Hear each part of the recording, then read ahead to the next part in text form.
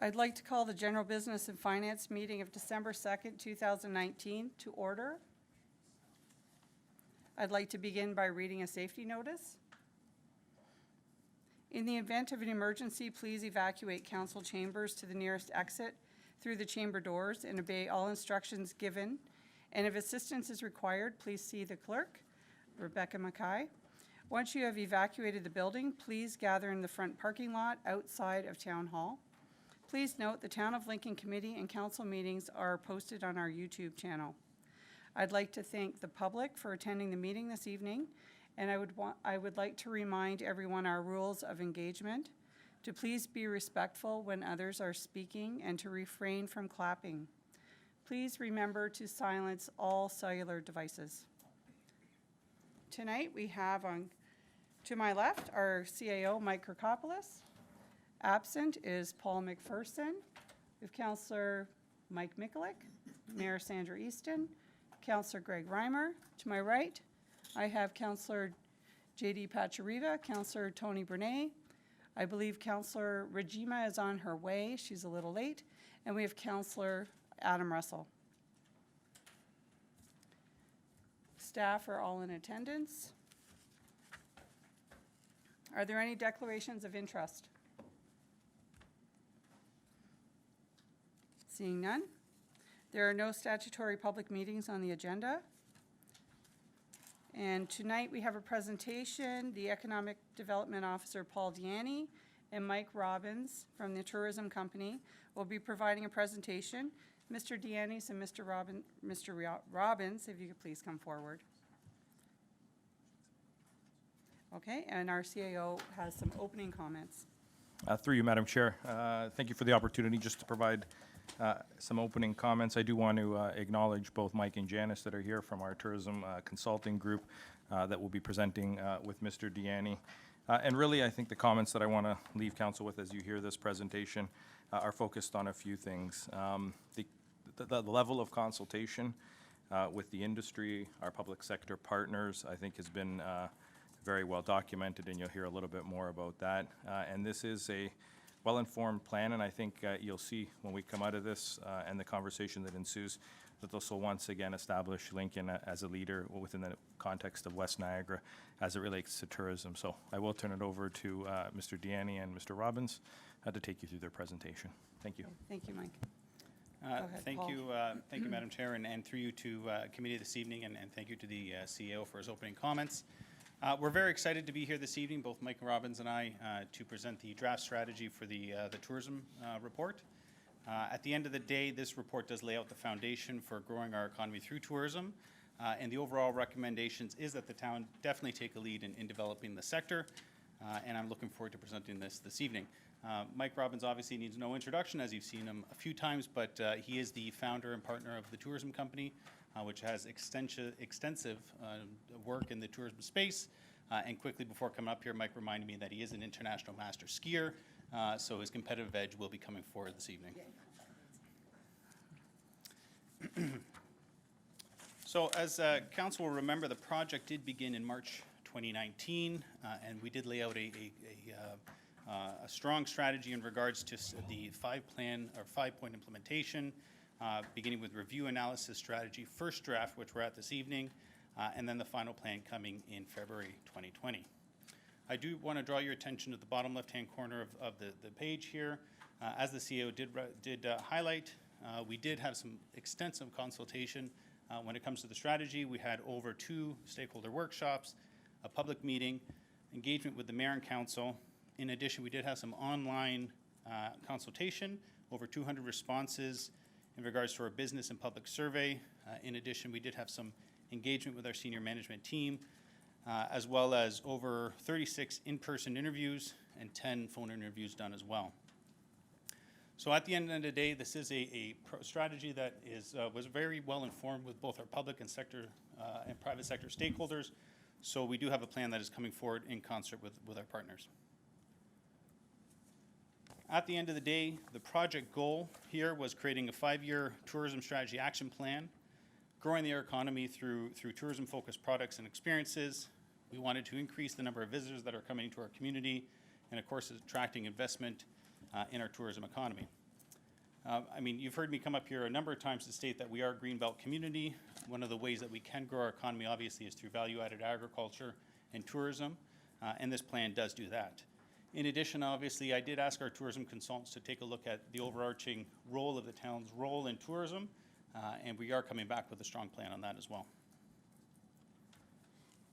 As you will recall, the gateways portion, or this strategy does include a gateways and wayfinding portion, of which the overarching goal of the gateways and wayfinding portion of this project is really to further increase or support our tourism industry by promoting the character and quality of the visitor experience, as well as develop a cost-effective approach that enhances tourism potential by creating an upscale image for linking and setting it apart from other communities. So in February 2020, we'll be coming back with a more detailed plan on the gateways and the wayfinding section of this strategy. But however, this evening I did want to focus more on the tourism side of things. So we will be talking about that in February. In addition, the Niagara region will be doing a undertaking, their own wayfinding strategy. So we will be looking to align our work with their work in 2020. And as such, as I mentioned, we will be coming back with a more informed plan. So at this point, I'd like to turn over to Mike, and I will be seeing you in a few slides. So over to you, Mike.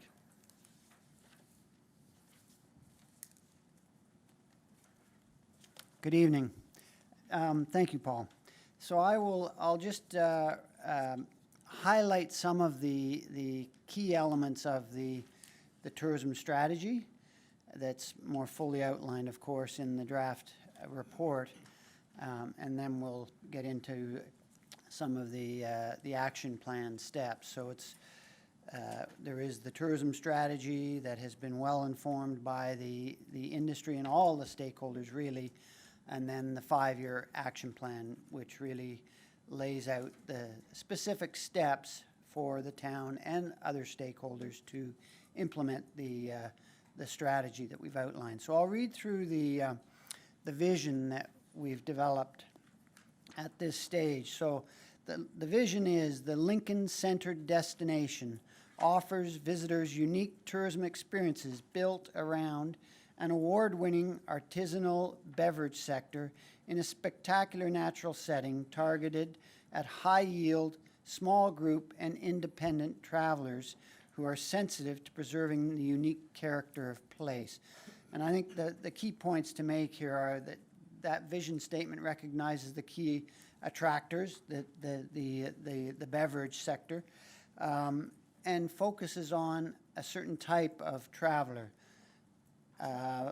High yield, small groups, and independent travelers, and maintaining the character of the destination, which is so important to both residents and is attracting the visitors in the first place.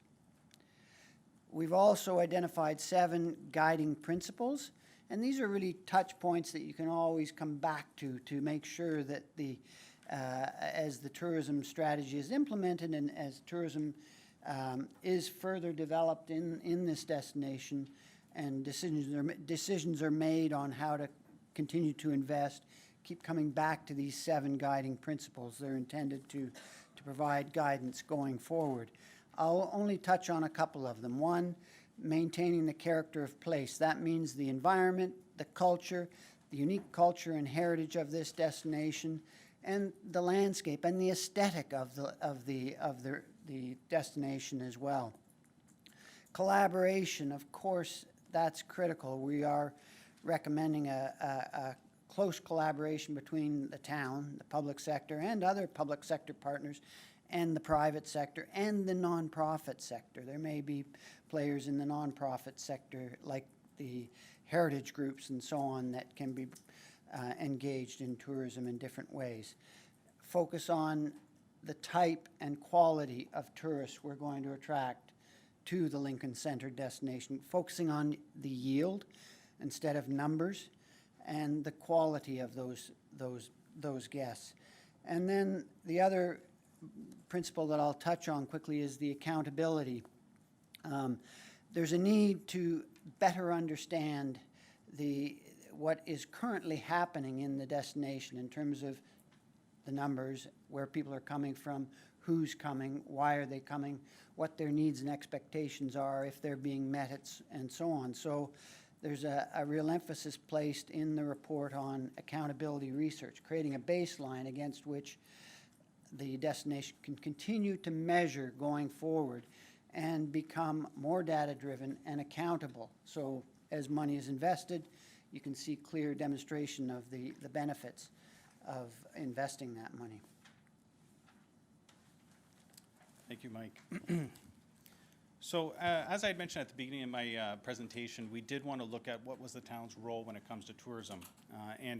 This strategy basically says that the town has a definite role in taking a lead on tourism in our community. However, as Mike had mentioned, there are soft borders, so we do view this area as being a full-on destination that is much more, although Lincoln-centered, is much more than just our municipal boundaries. As Mike had mentioned, tourists don't really see municipal boundaries, so we see tourism as taking hold in obviously in the town of Lincoln, but also beyond as well. So we want to move to a destination management and marketing organizational structure. And what that means is basically the town of Lincoln taking a lead on the tourism strategy itself, in the implementation of the strategy, but also in concert with our public sector and private sector stakeholders. And at the end of the day, what we are recommending is a tourism strategy implementation team, which is a new group to assist the town in implementing the strategy as we bring it forward. And this is led by the town, but also includes our public and private sector stakeholders. In addition, what we're recommending for on the marketing side of the structure is really a new refreshed tourism marketing organization that is active in a narrow and well-defined role. Will take a lead on operating and under a new name that reflects new name and branding. In addition, this organization is made up of both public and private stakeholders. So I'm going to move it over to Mike to talk about the roles and responsibilities. Okay, thank you, Paul. So the three organizations, so town-led, the town takes on a lot of the management, destination management functions that are listed on this slide. Community engagement, making the community aware of the value and benefits of tourism so that the community, local residents are supportive, providing support to festivals and events in different ways, attracting investment to fill some of the gaps like the accommodation gap and so on. The marketing organization really focuses on marketing, on strategic marketing, but we are also recommending that they have a role in developing more experiences. And that aligns with the directions at both the federal level and the provincial level from Destination Canada and Destination Ontario, where there's increasing focus on marketing unique experiences, those through the signature experience programs. I'll touch on that in the next slide a little bit to explain that. And then visitor services is another area that the marketing organization would focus on. We need to look at the types of tourists and what their needs are throughout their traveler, the steps in their traveler journey, from the planning of a trip to pre-trip to during the trip and post-trip. And so the marketing organization would really focus on all three of those activities. The implementation team, which is comprised of representatives from different sectors in the tourism industry, the nature and outdoors sector, the arts, culture, and heritage sector, obviously the beverage sector and the attraction sector. Their role is really to assist the town in implementing the strategy and be the go-between with the tourism marketing organization. And we are recommending a move from the current TVTA structure to a renewed tourism marketing organization, and the suggestion has been made that the consideration be given to moving from a membership model to a stakeholder model. And the example that we've used in the report, the best practice model, is outlined in the report, which the Thompson Okanagan Tourism Association, which went through that evolution, and they are held up as one of the best practice in Canada DMMOs, Destination Marketing and Management Organizations, focused on stewardship of the destination, not just marketing. They evolved from a membership model to a stakeholder. And that really means that the opportunity and the need here is to engage a broader base of stakeholders. The current membership model is a barrier for some, as we heard in our extensive consultation with industry. So we want to remove the barrier, get rid of the membership fee, or significantly reduce the membership fee, and then focus on pay-for-play programs, so that the onus is on the marketing organization to really clearly demonstrate the value to the stakeholders, the tourism businesses, and then they'll invest in those programs and activities, most of which will be marketing oriented, some of which will be more in terms of education and assistance in developing more experiences. That's probably all I'll say on that for now. We can come back with questions later.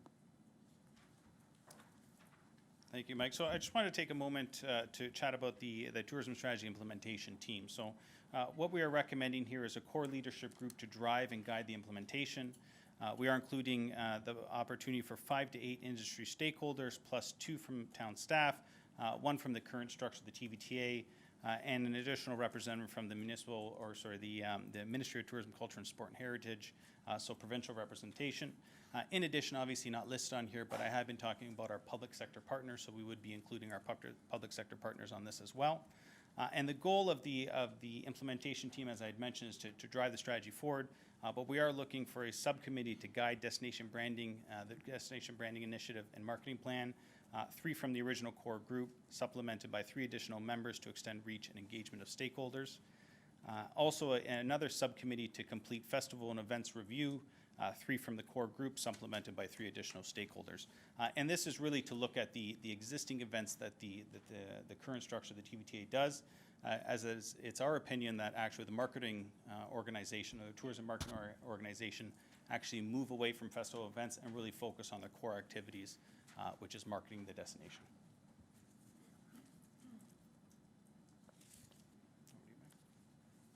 And there are 9 strategic directions that are fully developed in the full report. I'll touch on a couple of these. Of course, one of the big ones is defining and branding the destination, and we've talked about soft boundaries. It's expanding the boundaries of the destination and including and engaging more stakeholders, a broader range of stakeholders. And then developing a brand for this destination that is developed by specialist advisory services in branding. Festivals and events, I'll talk briefly about that. We're recommending that the responsibility for execution of festivals and events be in the private sector area of responsibility, but the town develop a policy for supporting festivals and events that have a tourism impact. So that policy might include a threshold level that the event has to be able to demonstrate in terms of the proportion of visitors to that event that can be categorized as tourists. So you're ensuring that you're supporting events that are aligned with the tourism strategy and that have significant tourism impact. And then experience development, I'll just talk for a couple of minutes about that. If we look at the wine industry, grapes are the commodity, wine is the product, wine tasting or a meal at a vineyard is the service. The experience, and this is what we're talking about, there's an opportunity and a need to develop more experiences in this destination that are unique to Lincoln and the Lincoln-centered area. But an example of an experience would be a stay at a boutique hotel in a vineyard with a guided hike to a number of the other adjacent vineyards for wine tasting, meeting the vintners potentially, or a tasting seminar by a sommelier. So drawing things together, adding in some heritage, cultural elements, arts, and so on. That's an important need and an opportunity. It's a new layer of opportunity, if you will. And then tourism-friendly downtowns. The Jordan Village is a great example of a village that has been developed with tourists in mind and is very attractive and appealing. And there needs to be more effort made in all the other towns and villages within Lincoln to develop areas that have strong tourism appeal. Over to you. Thank you, Mike. So you may be asking, why are we here in front of you this evening and not coming back, obviously, in February with our final strategies and recommendations? Part of it, obviously, is we wanted some council input into the strategy document that you've read over the weekend, obviously, as some light reading, given the 130 pages that is. But we're also, obviously, asking to hit the ground running come February 2020. And that obviously includes some budget priorities. So listed here is year 1 2020 key priorities and budget. And each of these items are obviously detailed further in the strategy document. So obviously, in terms of the tourism strategy implementation team, as Mike referenced, we're talking about a new branding and new marketing strategy. So we have laid out $25,000 for issuing and managing the RFP for outside services to complete the destination branding. And that, as I had mentioned, would be done by the implementation team. In addition, we're talking about issuing and managing an RFP for the outside service to develop the 3-year marketing plan at $20,000. Although listed separately, these could be under one umbrella, so there might be some cost savings on that front. The tourism marketing organization, $75,000 contribution leveraged with our municipal partners to execute the marketing tactics and activities that are identified in the marketing plan. The tourism marketing organization that Mike had talked about, retaining product experience to develop expertise, and this is about developing the destination as well. And then a town-led initiate accountability research for baseline gathering data, and this would be a year-over-year research project. As it currently stands, we don't really know who comes to our community, where they're coming from, why they're coming, and what they're spending. And the idea would be this would be accounted for metrics to identify how we're doing on the tourism front. And then last but not least, the Tourism and Economic Development Coordinator. So this is an HR position that we're recommending to lead the implementation of the strategy. And this dollar figure in front of you does start from April 1st and include some benefits and wages. So to go into a little bit more detail on that, this Tourism and Economic Development Coordinator, which the business case is highlighted in your operating 2020 document, and this slide we'll actually be seeing again later on this evening. And the rationale being that tourism obviously is an economic driver for our community. This is detailed in our tourism strategy document, which is in progress this evening, and the need for a new public-private partnership in Lincoln to move tourism forward, and the focus obviously on managing the destination, attracting investment for rural and downtown areas, developing the tourism program to meet predetermined objectives, and of course this supports council's priorities that we've witnessed in previous discussions.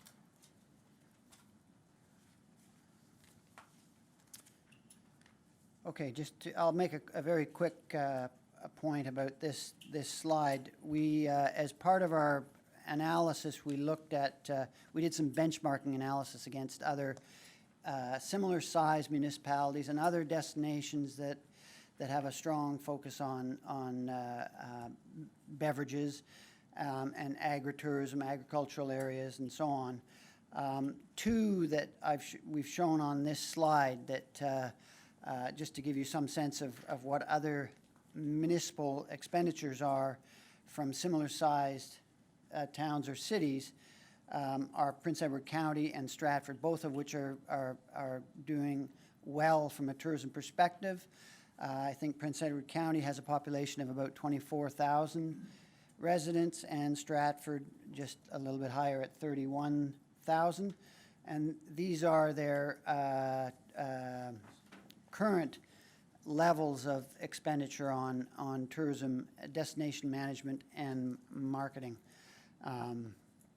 And the point I'd like to make here is that as we move forward over the next 5 years, and we've developed an action plan, a detailed action plan for the next 5 years, it would make sense for Lincoln and some of your strategic partners, if there are other municipalities, adjacent municipalities that can be brought into the fold to work with Lincoln, should look to increase the expenditures on tourism. It is one of your 4 key economic pillars, and tourism obviously overlaps with 2 of the other pillars, the craft beverage sector and the agricultural sector. So it's a very important economic sector for Lincoln and deserves attention and focus. So to wrap it up, as Mike had mentioned, the talk of is the destination is much larger than the town of Lincoln. Although we are 100% obviously the destination, there are partners that we can bring on board in terms of our municipal partners next door, and quite frankly in West Niagara. So in terms of next steps, we have started the conversation, and there is most definitely interest with our municipal stakeholders, our municipal partners, on bringing this to fruition. And so we look forward to continuing that consultation with them. In addition, we have done some extensive consultation on the draft strategy with some of our municipal or private sector stakeholders here in Lincoln, and we continue to get feedback on that as well. So we do look forward to some question and answers at this point, but I did want to highlight that I did want to come up here and stand here with Mike Robbins and present this to council, because I fully believe that this is a good plan moving forward. So I look forward to some questions. Thank you. Okay, thank you very much, Mr. Deaney and Mr. Robbins. I'm going to open it up to questions, and I have Councilor Regima in the Thank you, queue. Chair Timmers. Thank you very much for the presentation. It's exciting. I'm proud of that we're taking steps in Lincoln to support tourism, because we've got the natural bones in our community. We've got everything that we need. I have a question about the Prince Edward County $400,000 county contribution and the Stratford $600,000 city contribution. Is that, do we know, is that all straight to their tourism board or whatever model that they have set up, or do they take into account other expenses, for example, licensing programs, inspections by law enforcement, or is that just straight to promoting tourism? Yeah, thank you. Those budgets are the municipal allocation to tourism destination development and marketing in both instances. The details of how it's expended are different in each case, of course, but like Stratford, for example, they run a visitor center within that budget, but that is their, and I think this, in Stratford's case, that amount represents 65% of the total destination development and marketing budget. So that's what they're contributing. In the case of Prince Edward County, I'd have to double check that. Oh, so Stratford's the $600,000 city contribution is 65% Of the total budget. Yes, that the $1 million. the DMMO is spending on an annual basis, right? And the other point I'll make about Prince Edward County, is that they are hoping at some stage to implement a municipal accommodation tax, a MAT program, which may at some point help offset some of that. In the case of Lincoln, of course, we lack the accommodation base to implement a MAT, but there could be potential in the future, especially bringing in other neighboring municipal partners. Okay, thank you. And a comment through you, Madam Chair? Go ahead. I like what you said about the experiential model of a place to stay at a winery and tourism. Councillor Timmers and I were in Portugal about a month ago, and we stayed at a place in the Douro Valley. It was a winery, and we stayed at the Woman's House, and it was wonderful. We got to really experience what it was like in that particular tourist area. Thank you.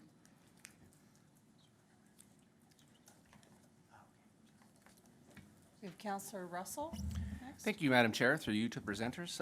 Thank you very much for the presentation. I am always excited to see when people are trying new things. And I think this obviously is branching out from what we may have seen in the past years. So That's very, very exciting to see.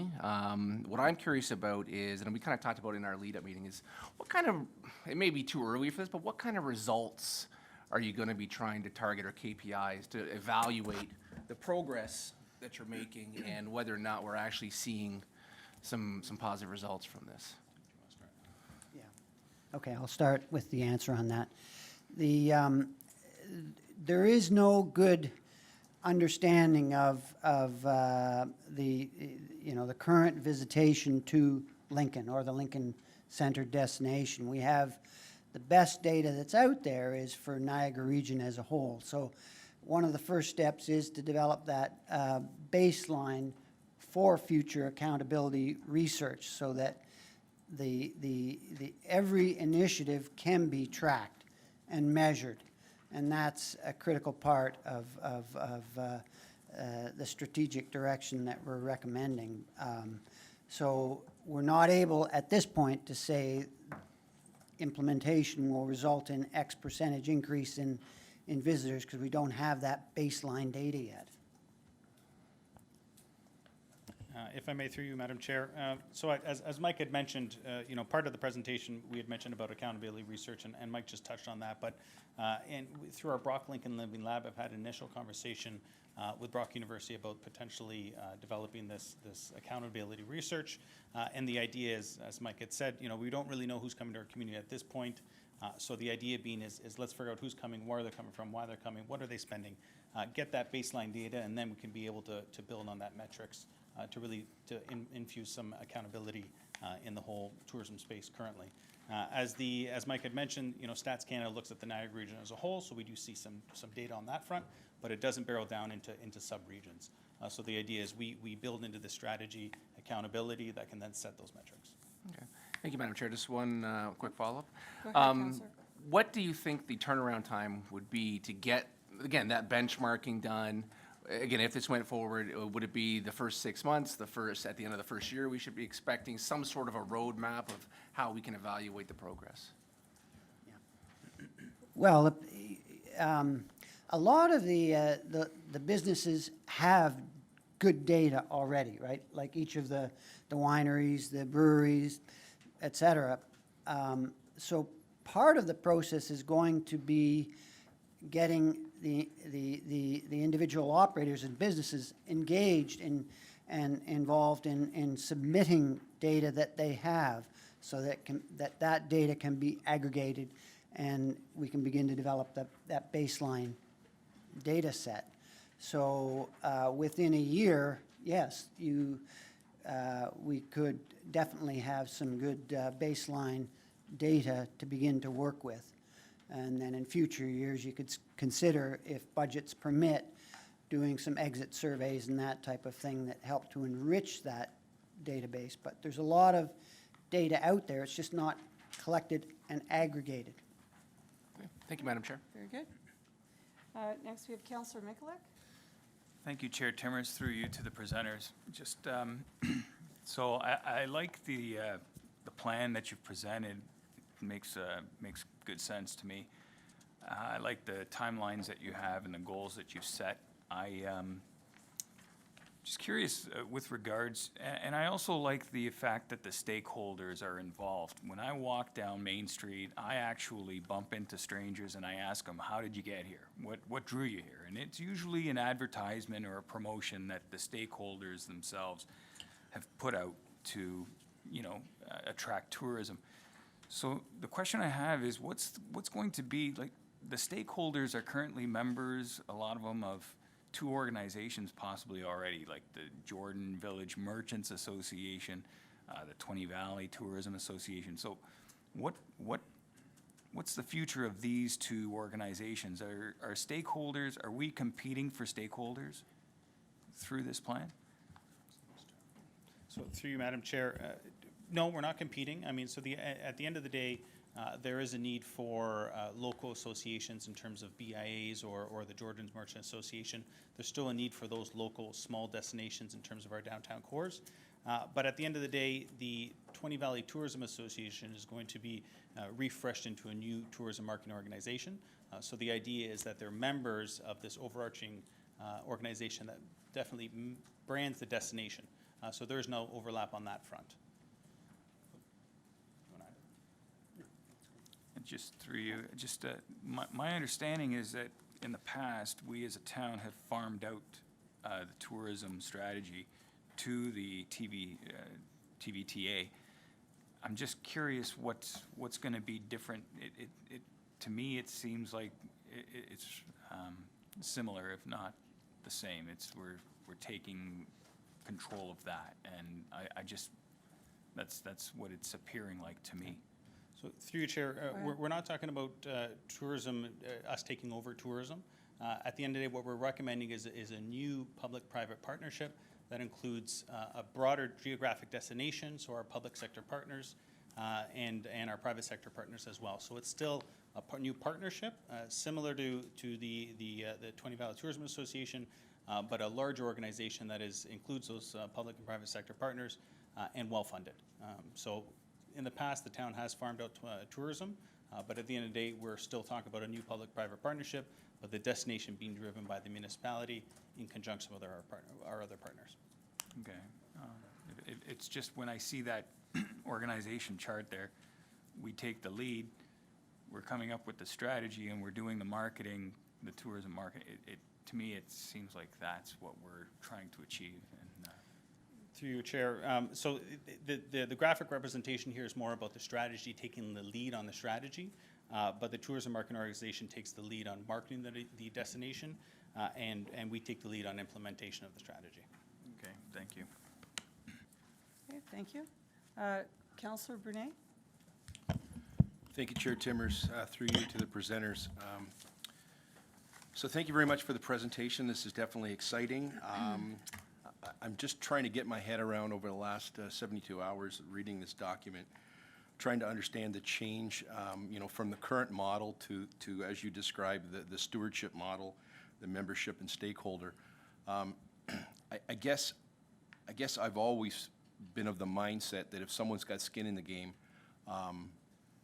things are going to be successful. And so when I look at this and I see all these acronyms and TSIT, the Tourism Strategy Implementation Team. In your mind, as you've gone through this, Mike and Janice, how do you see this unfolding? Because to me, this is the critical thing. We've got, 50-some wineries, we've got the beverage, we've got, Airbnbs, we've got bed and breakfast. Everyone supposedly has skin in the game, but these stakeholders and this engagement as we move forward, to me, is critical. So I'm just curious, through your collaboration and all this over the last number of months, how do you envision us getting from this point to that point? Okay, thank you for the question. I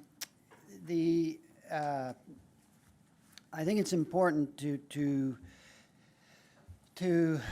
look at the current situation, which is TVTA marketing and getting involved in executing events or running events. Limited marketing because there's limited funds coming in. They have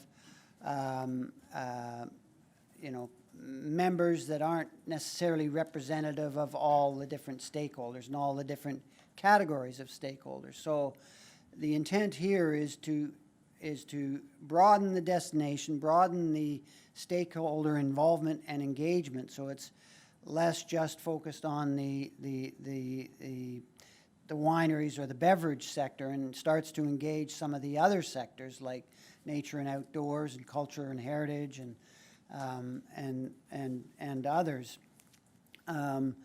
and potentially results in a larger pool of funding coming from stakeholders for marketing and other initiatives at the end of the day. And the idea is to broaden the base, if you will, and engage more. So I appreciate those comments. So, when we keep comparing ourselves to, Prince Edward County and Okanagan, I mean, you know, and I see these numbers, you know, and this is a 5-year action plan. I get it. But I keep, you know, shaking my head and wondering, exactly like Councillor Russell said, you know, at what point do we start to see, you know, this thing turning a little bit? And I guess, you know, that's why we need to reach out to municipalities like Grimsby and St. Catharines to see if we can get some skin in the game from them in terms of a mat tax and where we can keep these people in our community for, you know, a long weekend, so they're not just here for an afternoon. So I appreciate that comment. I guess I had a number of questions, but I'll wait for the other councillors and see if we have time. Thank you. I'm just going to enter something here. Our CAO would like to add some comments just before that your comments are lost there, Councillor Brunei. Through you, Madam Chair, just, I think a little bit to what Councillor Brunei is commenting on. The implementation really is the next step, and right now we're at that point we have to decide on what model we want to go forward, what model works, and then the implementation team, which I think to both Paul and Mike's comments is comprised of the town, stakeholders, the current TVTA, will develop that plan and then come back to council. That in itself will be a very fulsome exercise, and that'll include the marketing and how the funding works, and I think some of that measurement. So we're definitely going to be in front of council again. So I just wanted to offer that maybe clarifying point in terms of where we're at in the process. Thank you, Mike. Did you have any further comments to Councillor Bernays? Thank you, No. through Chair. I mean, the CEO did mention it. I mean, the next steps is that tourism strategy implementation team that really identifies and reforms the tourism marketing organization. And that definitely includes our public sector partners. So the idea is how do we get from there to the new destination is really through that implementation team. And as the CEO had mentioned, is made up of both our industry and public sector partners. And the idea being, as Mike Robbins had mentioned, although listed on here, free stakeholder registration and listing, there is an opportunity for a hybrid sort of stakeholder membership model that will allow the implementation team to look at and make a final determination in terms of what the makeup of that tourism marketing organization looks like. Okay, I have a couple more people in the queue. I have Councillor Pachariva. Thanks, Chair You're Timmers. next. Yep, thank you very much for this. Knowing that trying to entice other municipalities to come on board has probably been a 10-year plan in the process. Are they aware of this? Like, so my only fear is, have we had initial discussions with them to say, okay, this is where we see you fitting, this is where we see you fitting. And again, the question of it takes money to buy whiskey, or in this case, wine and beer. How close are we to signing an MOU? And to Councillor Brunei's point, like, so it's a 5-year plan, so do you see St. Catharines coming on year 1 and driving the mat tax? Do you see Grimsby coming on year 2 and cycling off to them visitor services? They have a destination center. You know, a lot of the things, I'll stop there. And then I'll let you answer because I've got a bunch. Thank you, Madam Chair. Through you. So we've had preliminary conversations. We have talked about the need for the destination to be much larger than Lincoln. Yeah. And the municipalities, you know, Grimsby and St. Catharines specifically, have expressed some interest. But I turn back to the tourism strategy implementation team. We want to get them in at that stage and then talk about what the tourism marketing organization looks like. So the answer is yes, we have started those conversations, and we look forward to engaging them further once we start to formulate this team come 2020. Okay, so having said that, will that team then be the lead in trying to attract accommodations? Because that seems to be, I mean, it's, you read through the pages and it keeps coming back to this lack of accommodations. So, I mean, is that, and again, on this 5-year plan, where is that on the horizon? Through you, Chair. So we, the investment attraction is a function that still retains with the town of Lincoln. Okay. So we are still continuing, obviously, to look for tourism assets to come into our community. So accommodation attraction is definitely still a function of the Economic Development Department of the town of Lincoln. The mat tax is definitely something that we are looking at. I don't have it in terms of year 1, year 2, year 3, but it is something we are definitely looking at. But the idea is let's get the foundation in place before we go after the municipal accommodation tax. Okay. And I like using the Thompson Okanagan Tourism Association as a model. A lot of the same situations that are there are here, like the Biosphere Certified Designation, same thing. But I noticed their base funding comes from Destination British Columbia, so provincial organization. Where are we on attracting or making ourselves a signature experience with respect to OTMPC, which drives funding based on events, or Destination Canada? Yeah. As you know, right now, the structure in Ontario is the RTOs, the regional tourism organizations like Tourism Partnership of Niagara, receive the money, and then they're the umbrella for the sub-regional DMOs like TVTA right now and St. Catharines Tourism in this area. Who knows? You know, your guess is as good as mine, but as to whether that structure will remain the same. Through my career, I've seen that change a number of times, and there's been different iterations, different configurations throughout this province. But that is, you've pointed out a significant difference. Thompson Okanagan is like an RTO in the BC scheme of things. So we will not be like an RTO. We are under that umbrella at this point, so. Okay, like we're under the region, Yes. Okay. Yeah, well, from a municipal standpoint. correct. Okay, and then my last question, Chair Timmers, if I may, and I think, so again, on the key is marketing. You said that. So, and I get the shift in the plan to going to town-led. So wondering why we would spend money on someone just to do marketing, why wouldn't you take that marketing funds, add it to the marketing budget, and hire a firm? A lot of the wineries, a lot of the tourism products or places already have marketing in place. They already have social media in place. Their databases are much larger than TVTAs or hope it will ever be. So why that rationale? I mean, that puzzles me. Yeah, no, it's a good question. The fact that you've got an existing nonprofit, the TVTA, is important. You want to continue with a nonprofit as the marketing entity for this destination, because a nonprofit can go after certain sources of funding that the municipality can't. Plus, you want to have as broad a buy-in as you can from all the industry stakeholders, the businesses, right, and support. So you need that specialized expertise running the marketing organization that engenders that support. And in turn, you can have a much bigger voice. And that's really what we're talking about here, is trying to create a marketing organization that has a healthy budget and broad buy-in and engagement from as many stakeholders as possible, so we can project a bigger voice into the marketplace than is currently happening now. Okay, thank you, Councillor Pachariva. We now have Mary Stin. Thank you very much, Madam Chair. Thank you for the presentation, very interesting, and I've got a couple of questions about the key priorities and budget. I'm interested to know what the sources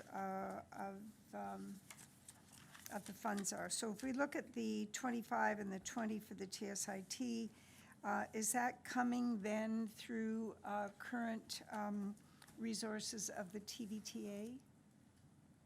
Through you, Madam Chair, to the Mayor. No, this, if I could see, so I focused on the summary chart here, one year, one budget. This is all sort of town-led contributions. So we do currently have about $100,000 when it comes to tourism.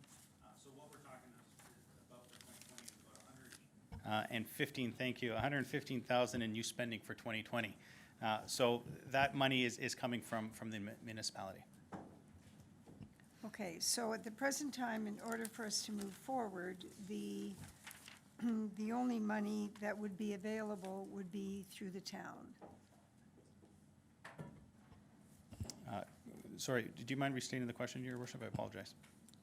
In order for us to move forward with this model, at the present time, the source of income is through the town. Through you, Madam Chair. Yes, so at this point, moving forward with the strategy, this is the amount of money that, the budget that we're talking about year one. But as both myself and Mike had mentioned, the new tourism marketing organization is going to be funded well beyond just the town of Lincoln. The goal is to get funding from our municipal partners in Niagara West to move that organization forward. Okay, thank you very much for that. Madam Chair, I'm very interested in the marketing focus, and so I'm just looking for a little bit of clarity. So when I look at marketing, I see there's a role to establish price, place, product, and promotion, all adding up to position, correct? So in this particular case, the investment that's being made by the individual businesses is going to be motivated by the fact that when position is achieved, that their goals are also achieved. So they are going to be highly motivated to make all of this work well. Is that the direction that we're going here? Yes, that is correct. Okay, all right. Well, it's a tough one to move in these directions, and I think that it's long overdue. There's no question about it. We have some pretty high-powered leaders in the audience tonight, not because they are here to influence council per se, but if they weren't here, I would really wonder what was going on in terms of the kind of support that we could expect in the future. So thank you very much for ensuring that you've garnered that support, because that is going to be extremely important. Thank you, Madam Chair. Through you, Madam Chair. Thank you, Your Worship. Yeah, most definitely. I mean, what we're talking about, the strategies that we're bringing forward, requires a lot of heavy lifting in 2020, which is why something we don't want to do in isolation of our partners, both in the private and public sector, which is why I go back to that tourism implementation team is really key on moving the industry forward. Yeah. Madam Chair, I do have some comments from Councillor Paul McPherson, which I'll read when the motion is on the table. Thank you. Okay. All right. All good discussion. Fabulous report. I was very excited to read through this. There's a lot there. I went through it a couple of times, so I think you need to go through it even more than that before you can even grasp the whole report on it. But as the mayor said, it is exciting, and we've never done it before. And if we want to put Lincoln on the map, this is where we've got to go, and we've got to make the investment to get us there. And as one of the pillars of our economic development in our town, tourism is extremely important. And, we have gone through this whole process of doing a tourism strategy. So now, we've got to put our money where our mouth is, and are we going to follow through and make the investment? And I see exciting things coming down in the future as we grow. And I think that it's exactly right. We've got to get those other municipalities, other areas as the stakeholders coming in and helping support drive this. So anyway, I look forward to the next steps, and seeing no further questions. Thank you both very much for your presentation tonight.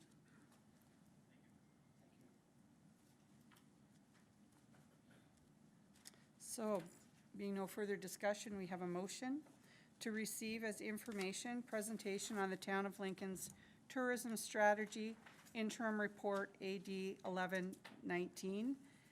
I require a mover. Councillor Pachariva, all those in favor? Oh, I'm so sorry, Maryston, you did. Just for the presentation, Oh. we're gonna get to the report. Okay, Just for the presentation. is that good?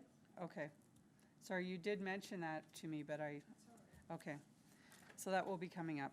Okay, so we have a mover, Councillor Pachariva. All those in favor? Those opposed? And that is carried. So we have a couple of delegations this evening. Our first delegation is Harold Teal from Hidden Bench, speaking to item 8.1 AD 1119, Town of Lincoln's Tourism Strategy Interim Report. Welcome, Harold. And please go ahead when you're ready. Great, thank you. Members of council, thank you for accepting to hear my delegation this evening. This is very, very exciting. To understand that tourism is one of the cornerstones of our economic plan is very exciting. But also to see that the amount of thought that has gone into this and the planning that's involved. You know, there's a couple of questions. As always, we want to make sure, as councilors, you have the responsibility to make sure that taxpayers' money is spent well.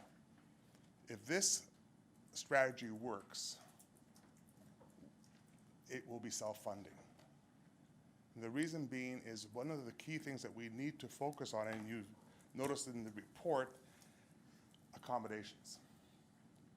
We have a huge issue, a disadvantage to Prince Edward County, to Niagara on the Lake, and it needs to be addressed by this council to make sure that we can have accommodations within the Greenbelt that are economically sustainable for those who own them.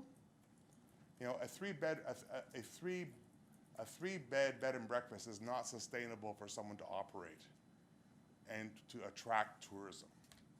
And in other jurisdictions, the MAC tax is applied to Airbnbs, to B&Bs, and that is something that we need to focus on. We need to be able to bring people here and keep them here, not to be a drive-by. Currently, tourism in Lincoln is drive-by tourism. We need to have tourism where people come to stay here and to do the experiences that we're referenced to, not to spend a morning here or stop here on the way back from Niagara Falls or stop here on the way to Niagara Falls. We need people to come to Lincoln and to spend the time here. And that's going to be incumbent on members of council to reach out to the provincial government to make sure that when the rewrite of the Greenbelt plan and the NEC plan occurred, we didn't get what members of this area wanted to have, is the ability to have minor accommodations up to maybe 10 rooms. There has to be a way of doing that. And that is to drive the point home, a visitor that stays overnight spends 3 times more than a visitor that is a day visitor. And this is economic. This is, you know, my background as the chair of Tourism Toronto. These numbers are, if you go to OTMC, they'll give you the same numbers. We need to have, and everything that's measured. Councilor Burnett, you asked how do we measure? Throughout the province, they measure overnight stays. Well, how can we measure overnight stays if we don't have any place to stay overnight? You know, and we need to be a little bit more progressive in that regard. And this is the reason why Prince Edward County is currently kicking our butt. Because people can stay overnight. They stay overnight. There's more. What do they have to do? They have to eat in a restaurant. They want to go out and dancing at night. They want to have an experience. And we don't have that yet here. So I just urge you to work on that aspect. If we want to make this work, there's some work to be done by council to make sure that accommodations can occur. Just think of the tax base that is supporting tourism already here. I heard the number of 50 wineries. Let's look at the commercial taxes paid by those 50 wineries. That already by far outweighs the investment that is required here to get this thing off the ground. And it's a small investment considering what we want to do long term. I do have some concerns. I spoke to Paul. Thank God it was bad weather yesterday because I read this thing through and through and through. Okay, and I even turned off the football game because it was so interesting to read. Wow. That's because Buffalo played on Thursday night. Right? I'm a little concerned about the structure, and I think that's something that can be worked out. And remember, if the town leads the tourism initiative, the town will be held accountable. If okay? The town should be the funder, and I strongly urge members of council to sit on the board of TVTA somehow, as it does in Toronto. The Tourism Marketing Association has 3 councillors on it. Fine, the budget's a little larger than this, but it's important to make sure that you see how the money's being spent. And I think we also need to define what is a tourist. There's this whole initiative here on festivals and events. Those need to be festivals and events that attract people from at least 50 kilometers away or 30 kilometers away, whatever the number is. Not just things that we do to keep our citizens happy and because those dollars don't really generate, those are not tourism dollars. And we need to be aware of that and to carve that out and have a methodology of measuring that. And the Ontario Ministry of Tourism does have that. I don't think their model's very good, to be quite honest with you, okay? But overall, this is a very, very exciting report. I urge council to support it wholeheartedly. Nothing ventured, nothing gained. But the quality of work that went into this report is extremely, extremely well done. But once again, I think that the key here is accommodations, as well as a funding mechanism that is derived from accommodations. I think someone mentioned about that you got to pay to play. I think to be a member of an association that is a tourism marketing organization, to be able to have access to that marketing and the events that are focused on that is something that people are willing to pay for. And what you pay for is something that you actually get involved with. Okay? And I think a lot of times volunteer organizations have difficulty driving marketing initiatives because we need to understand that there's conflict as well. And I think that sometimes there isn't the dollars involved to be able to, or dollars involved and the time. Because remember, the directors of marketing in wineries and in other places also have full-time jobs. And there isn't the perception that the payback of the investment in TVTA or in a tourism marketing association for the region is there, because, and I know that there are wineries who step back from this organization, from TVTA, because they don't see the focus for their market segment. But certainly we need to work harder to deliver value, and I think that's one of the things that TVTA and having some funding will do. Let's be honest, we're basically I have to be careful what I say here. I'll choose my words carefully. The region of Niagara is the elephant and we are the mouse, and we certainly don't get a fair shake.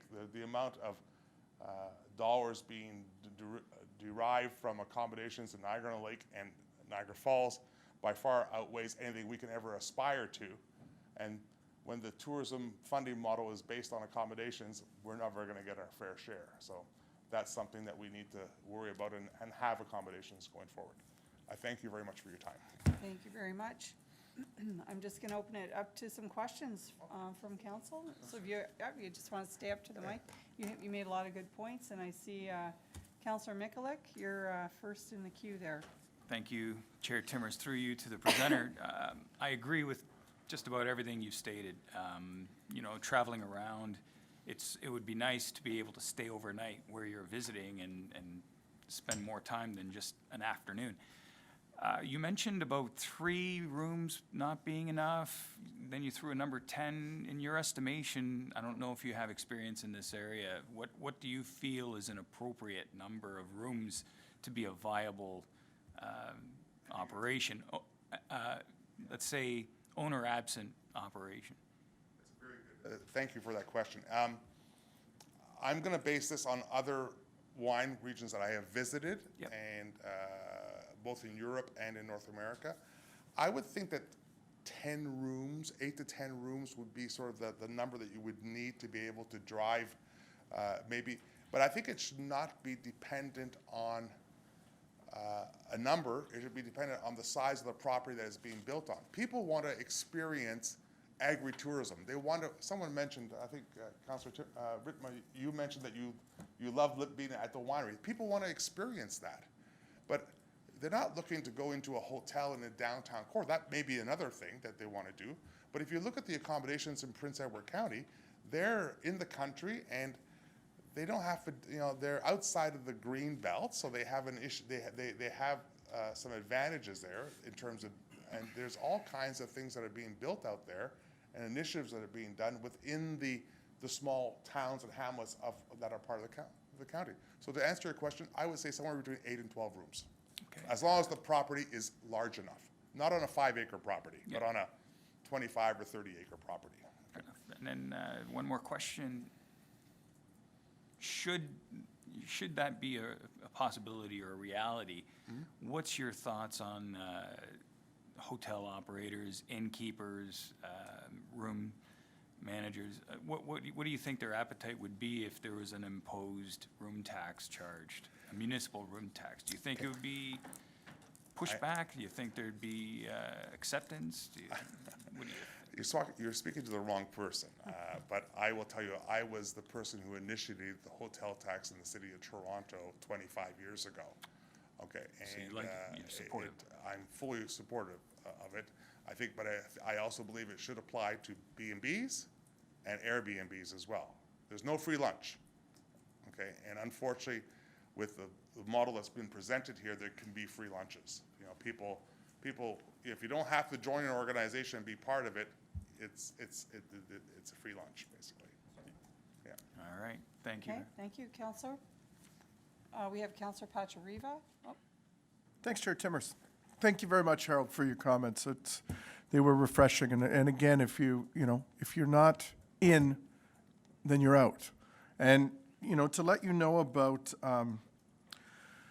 the accommodations in the Greenbelt, when we were in China on the provincial trade mission, we had the opportunity to talk to the Premier and say, you've got to untie our hands. We had these roundtable sessions with foreign investors that had come from near and far. Councillor McPherson and I were holding one, and it was a brother and sister.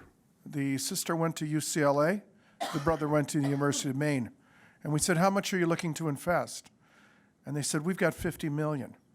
And Councillor McPherson said, is that RMB? Is that Chinese dollars? And no, that's US dollars. And that's what they want to do. They want to buy a golf course and build a hotel. So you can stay there and do all those things. The first night we were there, we met the lady who ended up buying Rockway. We had dinner with her in Shanghai at the Fairmont. And that night she said, I want to build Blue Mountain in your town. And so it's out there, and we said, like, you need to figure this out. You can't paint everything with the same brush. That 8 to 10 room, maybe for, and Nicolette and I have had these conversations, maybe someone like her, it's 12 to 16, because wouldn't you want to come and pick the fruit in the morning and then go to the kitchen and create what you're going to create and then have it that night for supper and then stay on the farm? Because that was mentioned in this, that in the winemaker's shoes, in the farmer's boots, whatever it is, we've got those experiences here, but we have nowhere for them to stay. So, yeah. Sorry, I agree with you completely. I think one of the things that we have a big advantage over Niagara-on-the-Lake. Mm-hmm. We're small. Yeah. Our wineries are boutique-y. Mm-hmm. People like that. We are the Sonoma, and Niagara-on-the-Lake is Napa. Okay, it's a completely different model. Okay, or we're Oregon or California. But I think what you comment about, we don't want to take away from the character. If you have too many large developments, you take away from the character, which is the uniqueness of Lincoln and of the bench and of this area. So I think keeping things on a scale that is manageable is very important.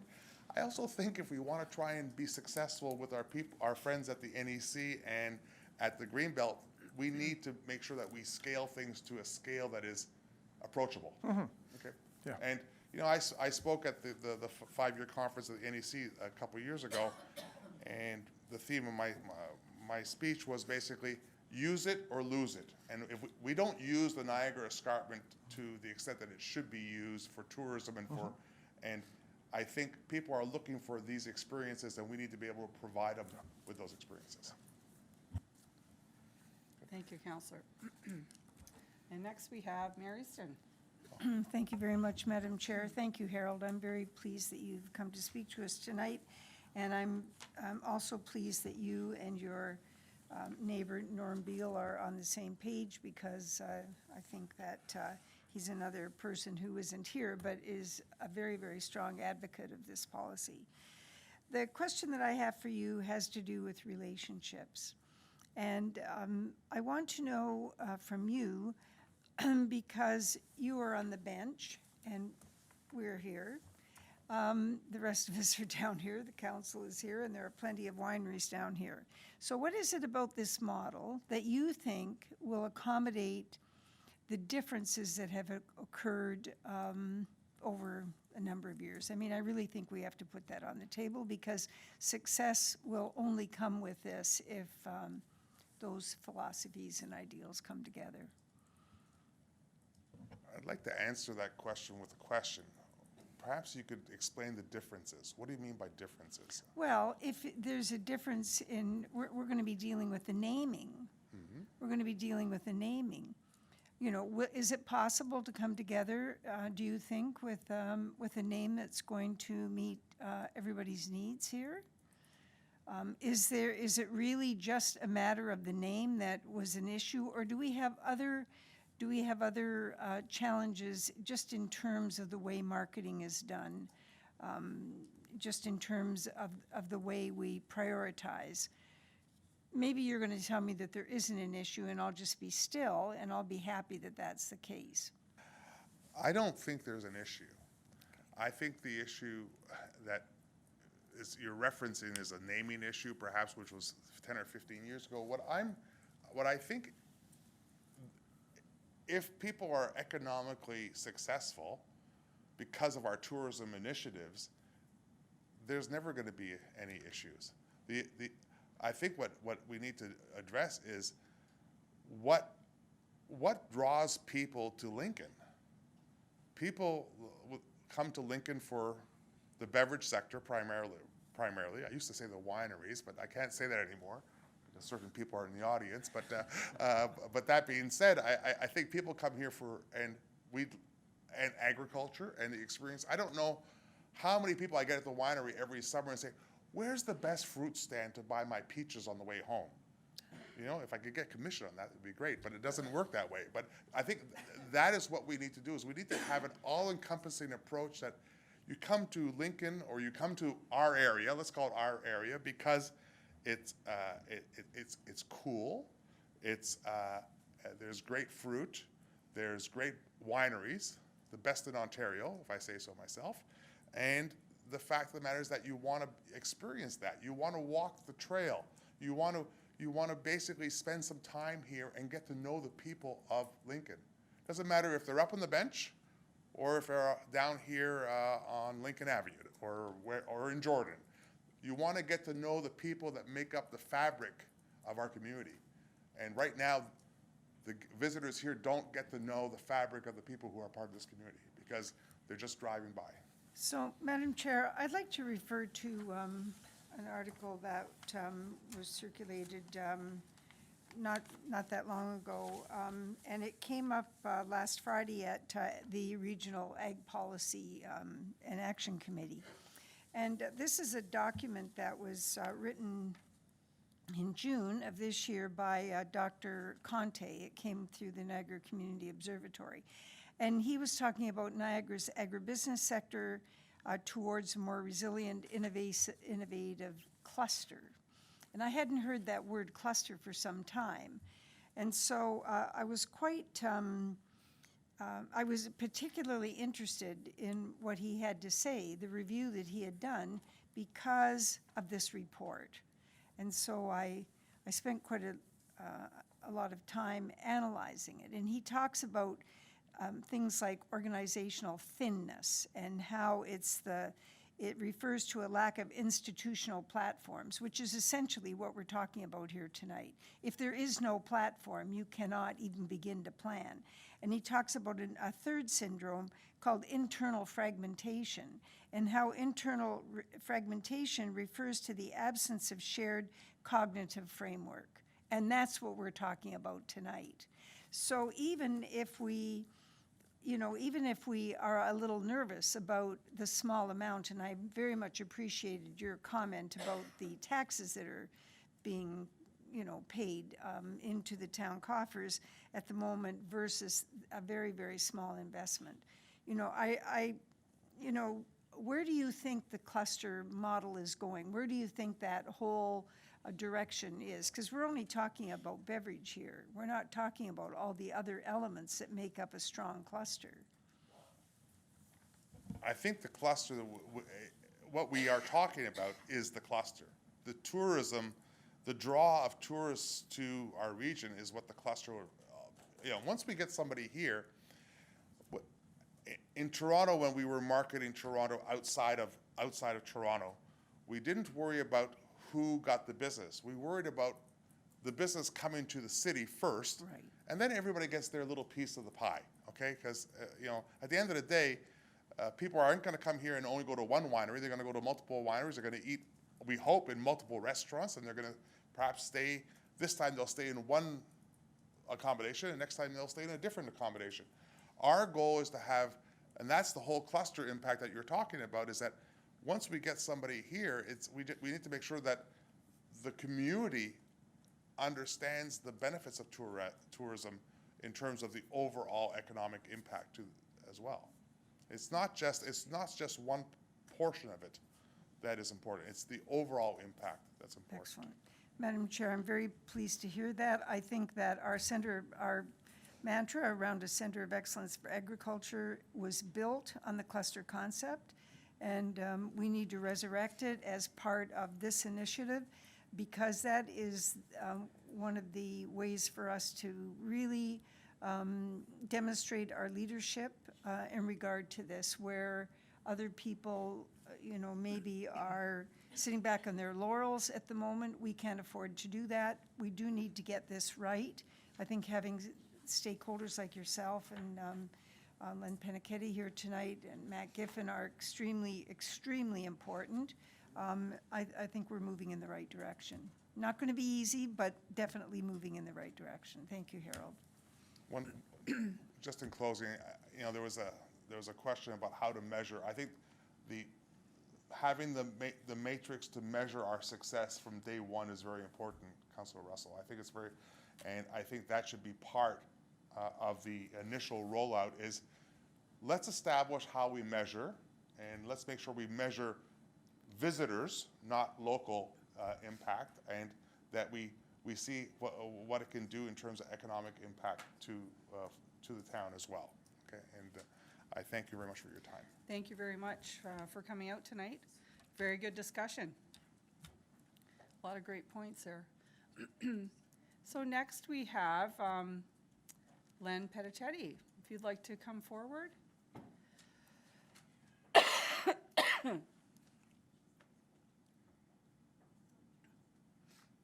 Oh.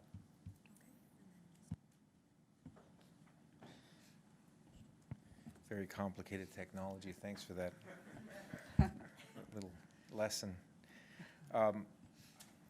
Madam Chair, I'd like to start by thanking Paul and Mike for, I'm not sure where they are. There's Mike, for putting together this presentation and for leading the whole effort to this point, because I think it's this is a real milestone for Lincoln.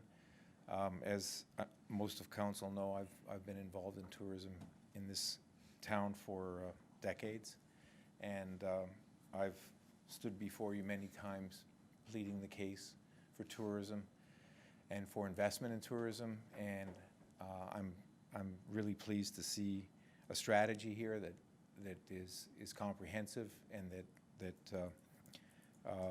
takes a look at benchmarks from not only around the province and the country, but around the world, And it's exciting. I'm certainly glad to be here to welcome this strategy into the town, and to certainly encourage you to take it very seriously, and I hope adopt most of the recommendations that are here, especially the financial ones. And I'll talk more about that in a minute. I do want to make a few points, maybe not always agreeing with Harold, if that's okay.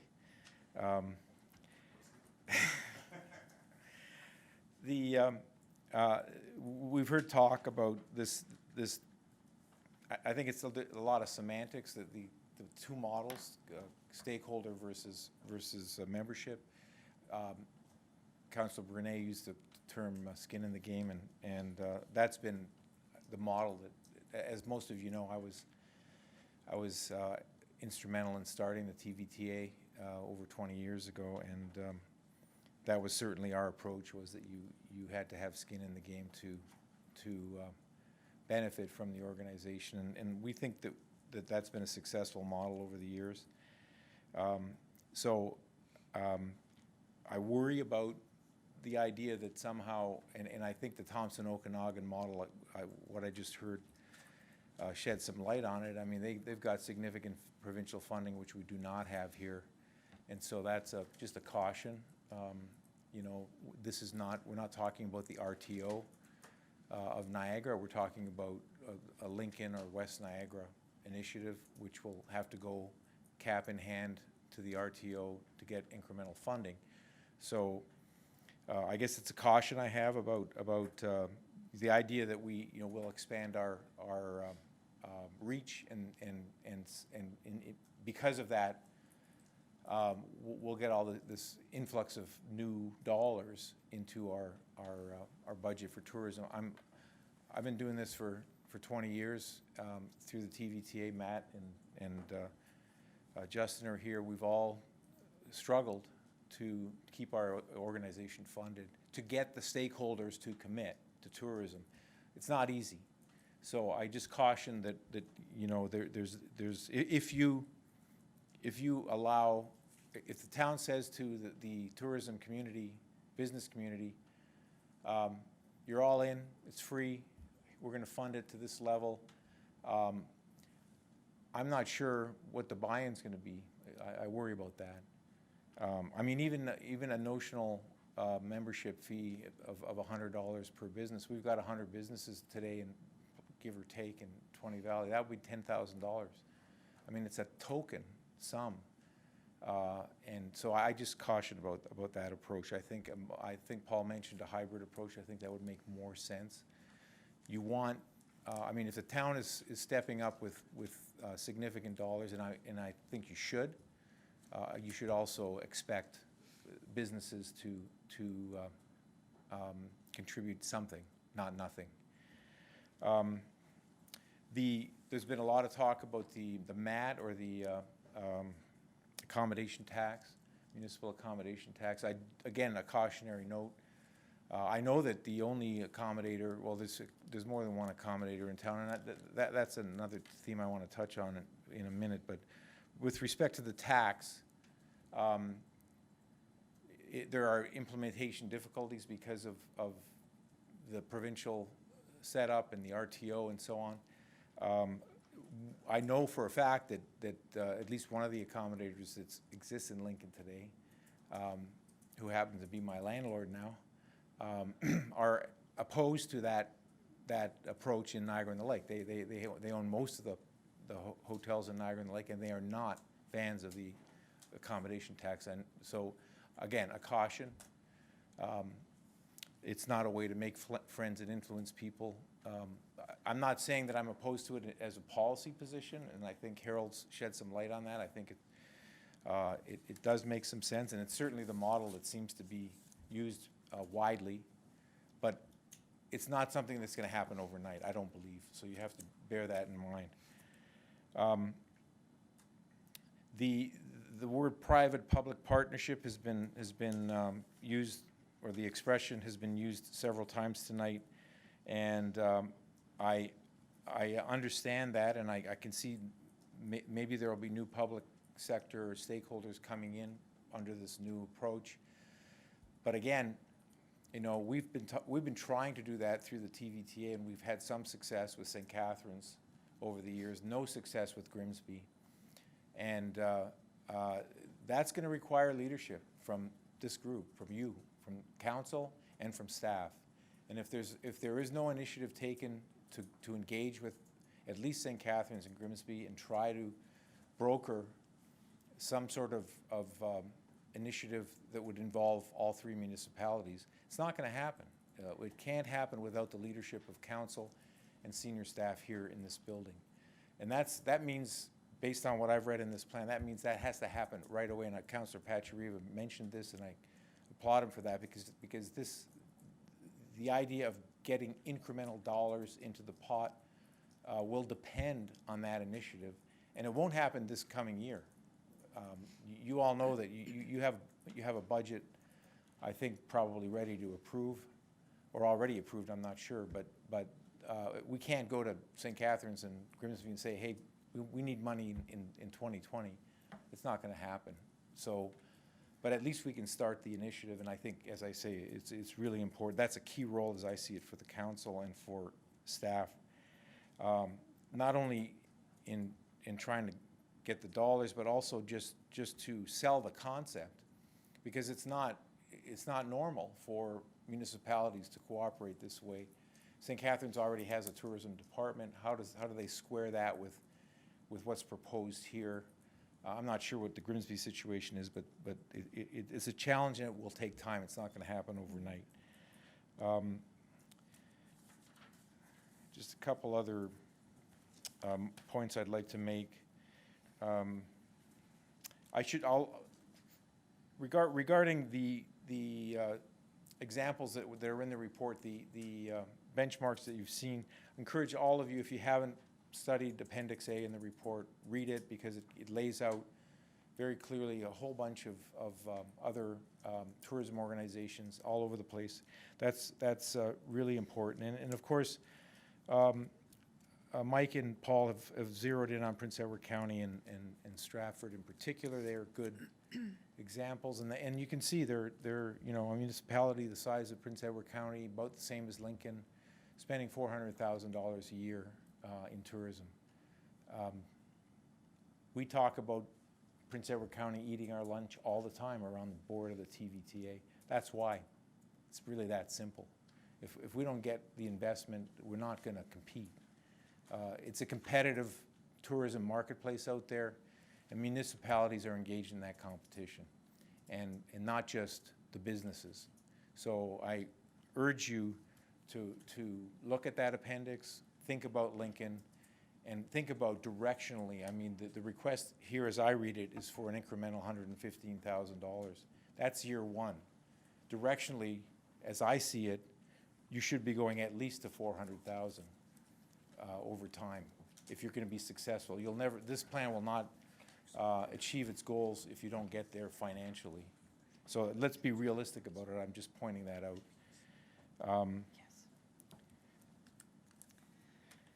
I made the point about Thompson, Okanagan. It worries me to look at that as a comparator. And the last thing I wanted to point out is there are transition issues here.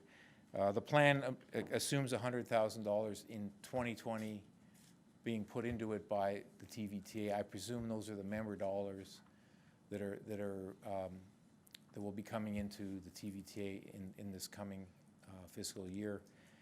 I'm not sure that's going to be enough to keep the TVTA going this year, because, as you know, they come in every year with requests for marketing dollars. If I read this budget correctly, I don't see the same investment in programming that we've had in the past. I might be wrong about that, but it's just a caution. Maybe I'm right, maybe I'm wrong, not sure. And lastly, back to accommodations. Okay, Lynn, I'm going to have to Oh, have I gone wrap over it the up. 5 minutes? Yeah, you've been well over 10, so I think Have we're I? going to have to wrap it up a little bit here. Who was up here for? I was just answering questions. All right, I'll stop. Okay. I was just gonna but take a shot at We Harold, so really it's okay. appreciate you coming tonight, though. A lot of great points you've made, so. And I've got a question from Counselor Mikulik here. So Counselor, if we could just keep it quick and brief, because we've got 2 more agendas to get through tonight, so. Oh, I'm sorry. I thought I turned it on already. There we go. Thank you very much, Chair Timmers. Through you to Mr. Panichetti. Just, I've heard this talk about skin in the game and how we should, as long as you have skin in the game, that those are the people that have something to say. My fear is that if we approve a sizable amount of funding, that's taxpayer funded, and then at what point are we not representing those that are paying taxes? That we're directing a sizable amount of money towards an organization that's only favoring those that have skin in the game. Like if currently we don't fund, as has been noted, we don't really fund a whole lot towards tourism. But the more we fund, the more, is there a possibility for pushback from the other businesses that don't have skin in the game? Through you, Madam Chair, we have examples here. I just mentioned Prince Edward County, that you could see Stratford. Lincoln is the outlier in terms of investment in tourism. The answer to other businesses in other sectors is tourism is central to our economy. It's identified in our strategic economic development plan as an area that we want to focus on. We should at least invest as much in tourism as comparable municipalities elsewhere in the province do. That to me would be the answer. It's not like we're saying, invest in this organization in a way that surpasses what's done elsewhere. We're just, this report is recommending that you come up to the norm, the average, not something beyond that. So that would be my answer to another business owner who thought that the tax dollars were going to the wrong place. The other thing you have to remember is that there's a substantial commercial and industrial assessment coming from this very same stakeholders. So some of the what you're doing is you're returning some of those dollars to promote tourism. The only point I'd like to make is that we're trying to do this for everybody in town, all business in town, not just, and residents as well. I mean, our kids are, being hired by these tourism organizations or like by wineries or craft breweries. So I want to make sure all businesses are also feeling good about, they want to contribute because of what we're doing. So that's the point I'm making. Thank you, Counselor Mikulik. We've got Counselor Reimer. Oh, sorry. Thank you, Chair Timmers. I'm holding it long enough. Through you to the presenter, thanks for coming tonight, Lynn. Thanks to Harold as well for coming. It speaks positively to this report that you gentlemen are here tonight. Thank you for that. With the comment, Lynn, and it's been spoken a couple times here, to limited input, with regards to limited input from, let's say, Grimsby and St. Catharines, and your experience on the TVTA, and I assume that's financial and relational as well.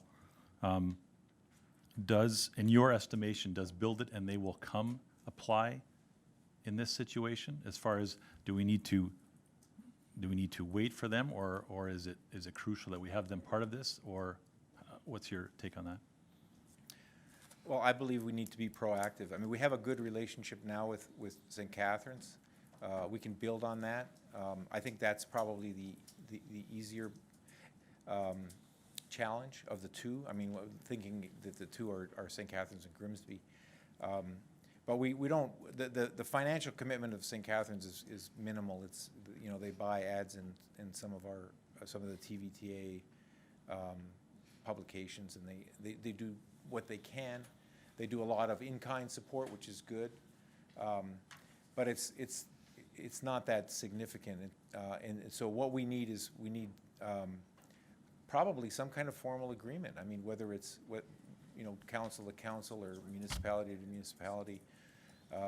We're kind of breaking new ground here, but I think you probably have similar agreements for sharing either information or even An cooperating. MOU or something, yeah. Yeah, so something that, well, yeah, an MOU would be an appropriate mechanism. And start with St. Catharines and see what you can do, and then, you know, get a win there, and then go to Grimsby, and you'll have a template, and try to do it there, and if there are other, potentially West Lincoln, I don't know, there's not much tourism product there, I'm not sure, I would start with those two, but formalize it, and try to build it over time so that it becomes, more a really important partnership for both sides, or for all three sides. And I think that's possible. I mean, the fundamental, what we've said to St. Catharines all along is, look, the way I put it to them is, you are Napa City to our Napa County. We provide the attractions, the wineries, the escarpment, all the things that we have here. Oh, I hear there's a brewery in town now too. We provide the attractions. There's not really much tourism product in St. Catharines apart from sports tourism. You're the accommodator. That's what you do, and it's very similar in Napa. Napa City is the place where most people stay when they visit Napa. There are other places, but and the evolution has been that way in Napa. More and more development is occurring in the city, and then you know, people sort of fan out and visit the valley, but return to the city at night. Okay, Counselor? Thanks, Len. Good? Thanks, Chair Timmers. Okay, so thank you. I don't see anyone else in the queue, so I want to thank you very much for coming in tonight. And to Mr. Teal and Matt Giffen and Justin, thank you very much for coming in tonight. Oh, and happy birthday to Justin. Okay, well, thanks so much. So we're moving on to our consent agenda. We have one item under our consent, 7.1 Lincoln Public Library Board Minutes of October 17th, 2019. Would any member like to remove any items from the consent agenda to discuss? Did I see your hand up? I was going to move it. You, oh, okay. So seeing none, require a mover. Councillor Pachariva, all those in favor? And that is carried. We're now moving on to our regular agenda. We are considering item 8.1 AD 1118 Town of Lincoln Tourism Strategy Interim Report. Are there any questions from council? We have Mayor Easton. Madam Chair, I don't have any questions. Right. I think my position is pretty clear. I support Comment? this going forward, and recognize that certainly there are a number of incremental things that will be going on over the years, but this is a very good step in the right direction. However, I do have comments from that I'm going to deliver on behalf of Councillor McPherson that he sent to us earlier. And he says, through this strategy, the Town of Lincoln Tourism Strategy Interim Report, AD 12-19, I believe is the correct number. Through this strategy, we are laying the foundation for a more vibrant, prosperous tourism industry, attracting investment and jobs to Lincoln. The way forward is clear. While the town has a strong role to play in the sector, we must join forces with the private sector and our public sector partners to build a seamless public-private partnership to manage and market Lincoln as a destination.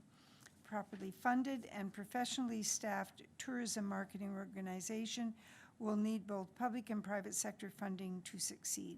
I'm pleased with the proposed draft tourism strategy and happy that it was built through extensive consultation. Madam Chair, this came in through the clerk's office and is available for inclusion in the minutes. Thank you. Thank you very much, Mayor Easton. Before I go to the motion, I have Councillor Regima. Thank you, Madam Chair. My question is about, Mr. Teal was up speaking about accommodations, and clear that this is something that we need if we're going to move forward and really establish a strong tourism economy in Lincoln that where the biggest dollars are spent. So my question is, through to the Director of Planning, if our official plan and zoning bylaw support, as they are, if we feel that they have the policies, regulations, et cetera, to support the establishment of accommodations in Lincoln to the extent that we may need them for this tourism strategy. I see Kathleen Dale in the back.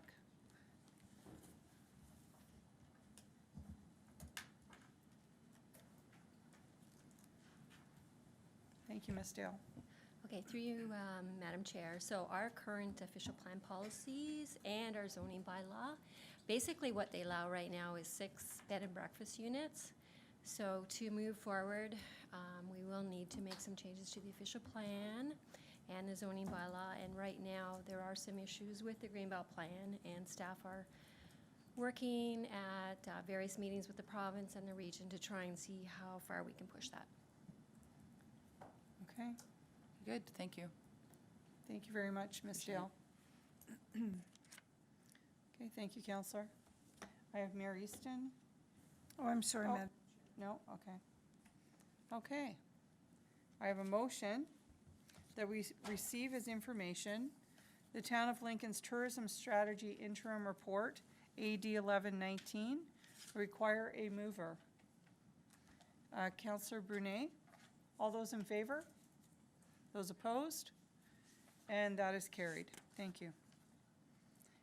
We are now considering item 8.2 FN 2319, supply and installation of an access control system. It's a project award. Are there any questions from council? Seeing none, we have a motion. The receive for information report. Do you have a question? Okay. Councillor Pachariba? Sorry, I was just flipping to Okay. my notes, Chair Timmers. Yeah, just, and maybe it's just me, but I was looking for a little bit better business case on why we were adopting this. Like, you know, it talks about replacing lost or stolen or lost keys. Like, is this something that's of epidemic proportions? Like, I'm just, you know, it's something that we looked at, you know, 2 years ago, and now it's coming back. So I'm just curious. Okay. I'm going to ask Shannon McKay to come Okay. up and speak to this. Okay. Counselor, this would do away with the need for keys. There would be no keys. You need 4 keys to open a door? No, there would be no keys. No, no, I get Oh, that. I sorry, get that. okay. Go ahead, we'll let Shannon, Okay. Through you, Go Madam ahead, Chair, please. Councillor, no, this is not an epidemic of sorts, but Okay. it's always been the same key system for years and years and years. And so this is a way to track Okay. all keys. This is a Okay. way when people resign or retire to Okay. disable keys, when a contractor's in the building for a short time. Okay. So, Okay, because it doesn't, if it had said that, then I would get that, because it just says now, there's lost keys. So I'm thinking, well, who's losing these keys? And, you know, so. Yeah, no, we don't get them. Yeah. Okay, now, Shannon, okay. sorry, if I could just clarify. So I understood it to be that there would be a passcode and there would not be as many keys. Am I reading that incorrectly? so correct, there will be reduction of keys, but it's not a Reduction passcode, of it's a keys. swipe. It's your card. Okay. It's the card swipe that everybody has to get into this building. Okay. Okay, thank you very much. Okay, Counselor, did you have any other questions? You're good? Okay. Everyone was losing keys. Okay, thank you very much, Shannon. Okay, seeing no further questions. I have a motion. Receive for information report FN 2319 regarding the award of a contract for supply and installation of an access control system for 19 municipal facilities. Approve the execution of an agreement for an access control system from Pinder Security Products at a cost of $148,977.48 plus applicable taxes. And direct the town clerk to sign and seal the contract documents as required. We require a mover. Mary Easton? And Oh, okay, Chair, this is a lot of money. yes. However, in the first year that I was mayor, I came to realize that there were so many individuals over many decades who had keys to public property that it was really quite shocking. We had no idea who had keys. And so over time, keys would be changed. Of course, they're expensive because they're the type of keys that can't be, they became the type of keys that couldn't be duplicated. But even those keys, as people, as Ms. McKay pointed out to us, people would finish certain duties within an organization and they would move on. And so you couldn't say that there is any security. So now we are paying a fairly hefty price for the lack of attention to what was our responsibility, which was to ensure that these buildings were secure. So I hope that people are not shocked by the amount of money, but unfortunately, it's what happens when you don't look after business. So I think we have to do this, and then we'll know exactly where things are at. Thank you. Thank you, Mary Easton. Okay, so I've read the motion. I require a mover. Counselor Reimer, all those in favor? Those opposed? And that is carried. Thank you. We are now considering item 8.3 LS 1519, procedural bylaw amendments. And Julie Kirklos, our town clerk, will provide opening remarks. Through to the chair. This report is brought back from the November committee with suggestions from council for further consideration, such as public participation, the role of chair, and the exposure, notice of meetings, start time, meetings, as well as agenda management. In the report, staff have come back as requested with two options. Number one, status quo, no change to existing committee structure. Number two, alternate potential new structure as a hybrid as requested. No change to existing committees, but rather combines them into one committee, with a week later being ratified at council. You would typically have 2 committee of the whole meetings in a month, and this option helps to expedite planning matters more efficiently. In addition, this is where the delegated authority is very important to help streamline how agenda items are being brought forward, whether if council chooses option 1 or 2. Just to further clarify, under the Municipal Act, it provides the authority for council to delegate routine powers and duties of staff. Council last passed this policy in 2007, and it's in need of updates to reflect the current operational needs of the corporation. Supporting the delegated authority reflects council's open for business philosophy, expenditures that have already been approved in the budget process to allow staff to review and approve tenders and other items of procurement to expedite business and execute projects.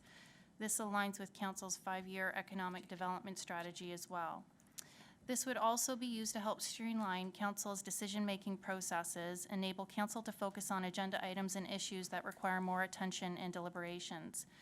Also, it's able to be more transparent and accountable in all of its operations. Council would receive a quarterly update report on all relevant delegated authority that's been utilized. The rest of the changes as outlined in the report are more administrative changes and very minor. Staff are requesting that council approve either option 1 or 2 and to approve the 2020 calendar. As always, this is council's procedural bylaw, and staff want to ensure that we're reflecting the needs of council as well as doing our best to meet legislative deadlines as it pertains to the planning applications. Thank you very much, Madam Clerk. So are there any questions from council? I think, take questions from council, and then your, okay. Councillor Pachariva? Yeah, thanks, Chair Timmer. So I, going through this, and we had adopted a forward-thinking approach to the chair and the vice chair. We would provide, chairs would provide a mentorship to the vice chair and the opportunity to, after working together, and you've developed a bit of a team mentality, and then looking forward in that second year for the vice chair ascending to the role of chair, and then the chair stepping back and taking a mentorship role and helping them through. That way, you're going to have a stronger council. You're going to have councillors versed on how to do meetings, how to do delegations, and the various sorts with a safety net. And so I was looking to make that amendment to this, and then in year 3 and 4, after everyone's had a chance to chair, then you can go into the pick the names out of the hat and not have the duplication, because right now our bylaw says that the chair cannot be vice chair of the same committee. So that would be my recommendation. So whether it's, and I've got it written out here, but I'll wait for that unless anyone wants to talk about that. Okay, thank you, Councillor Pachariva. So Councillor Pachariva is bringing forward the motion that he just spoke to, the different changes on how vice chairs and chairs will be chosen or move. So we've got a couple of things here. We've got the procedural bylaw changes, option 1 and option 2. And then we also have the additional motion here. So we'll go through his motion first. Okay. I do. Okay, very good.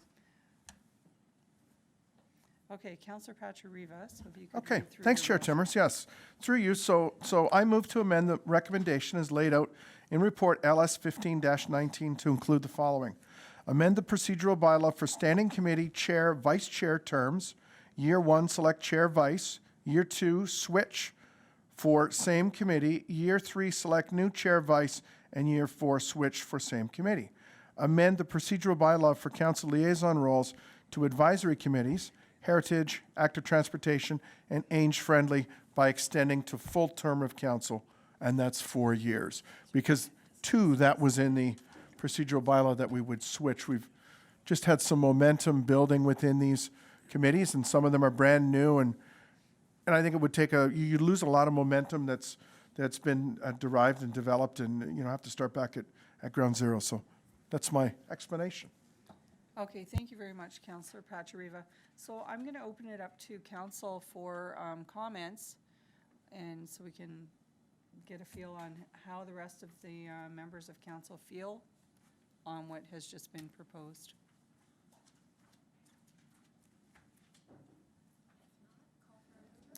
Oh, okay, I have Mary Easton. Madam Chair, I have a question, but it involves the CAO, so I'll just Okay. remove myself for a moment. Okay.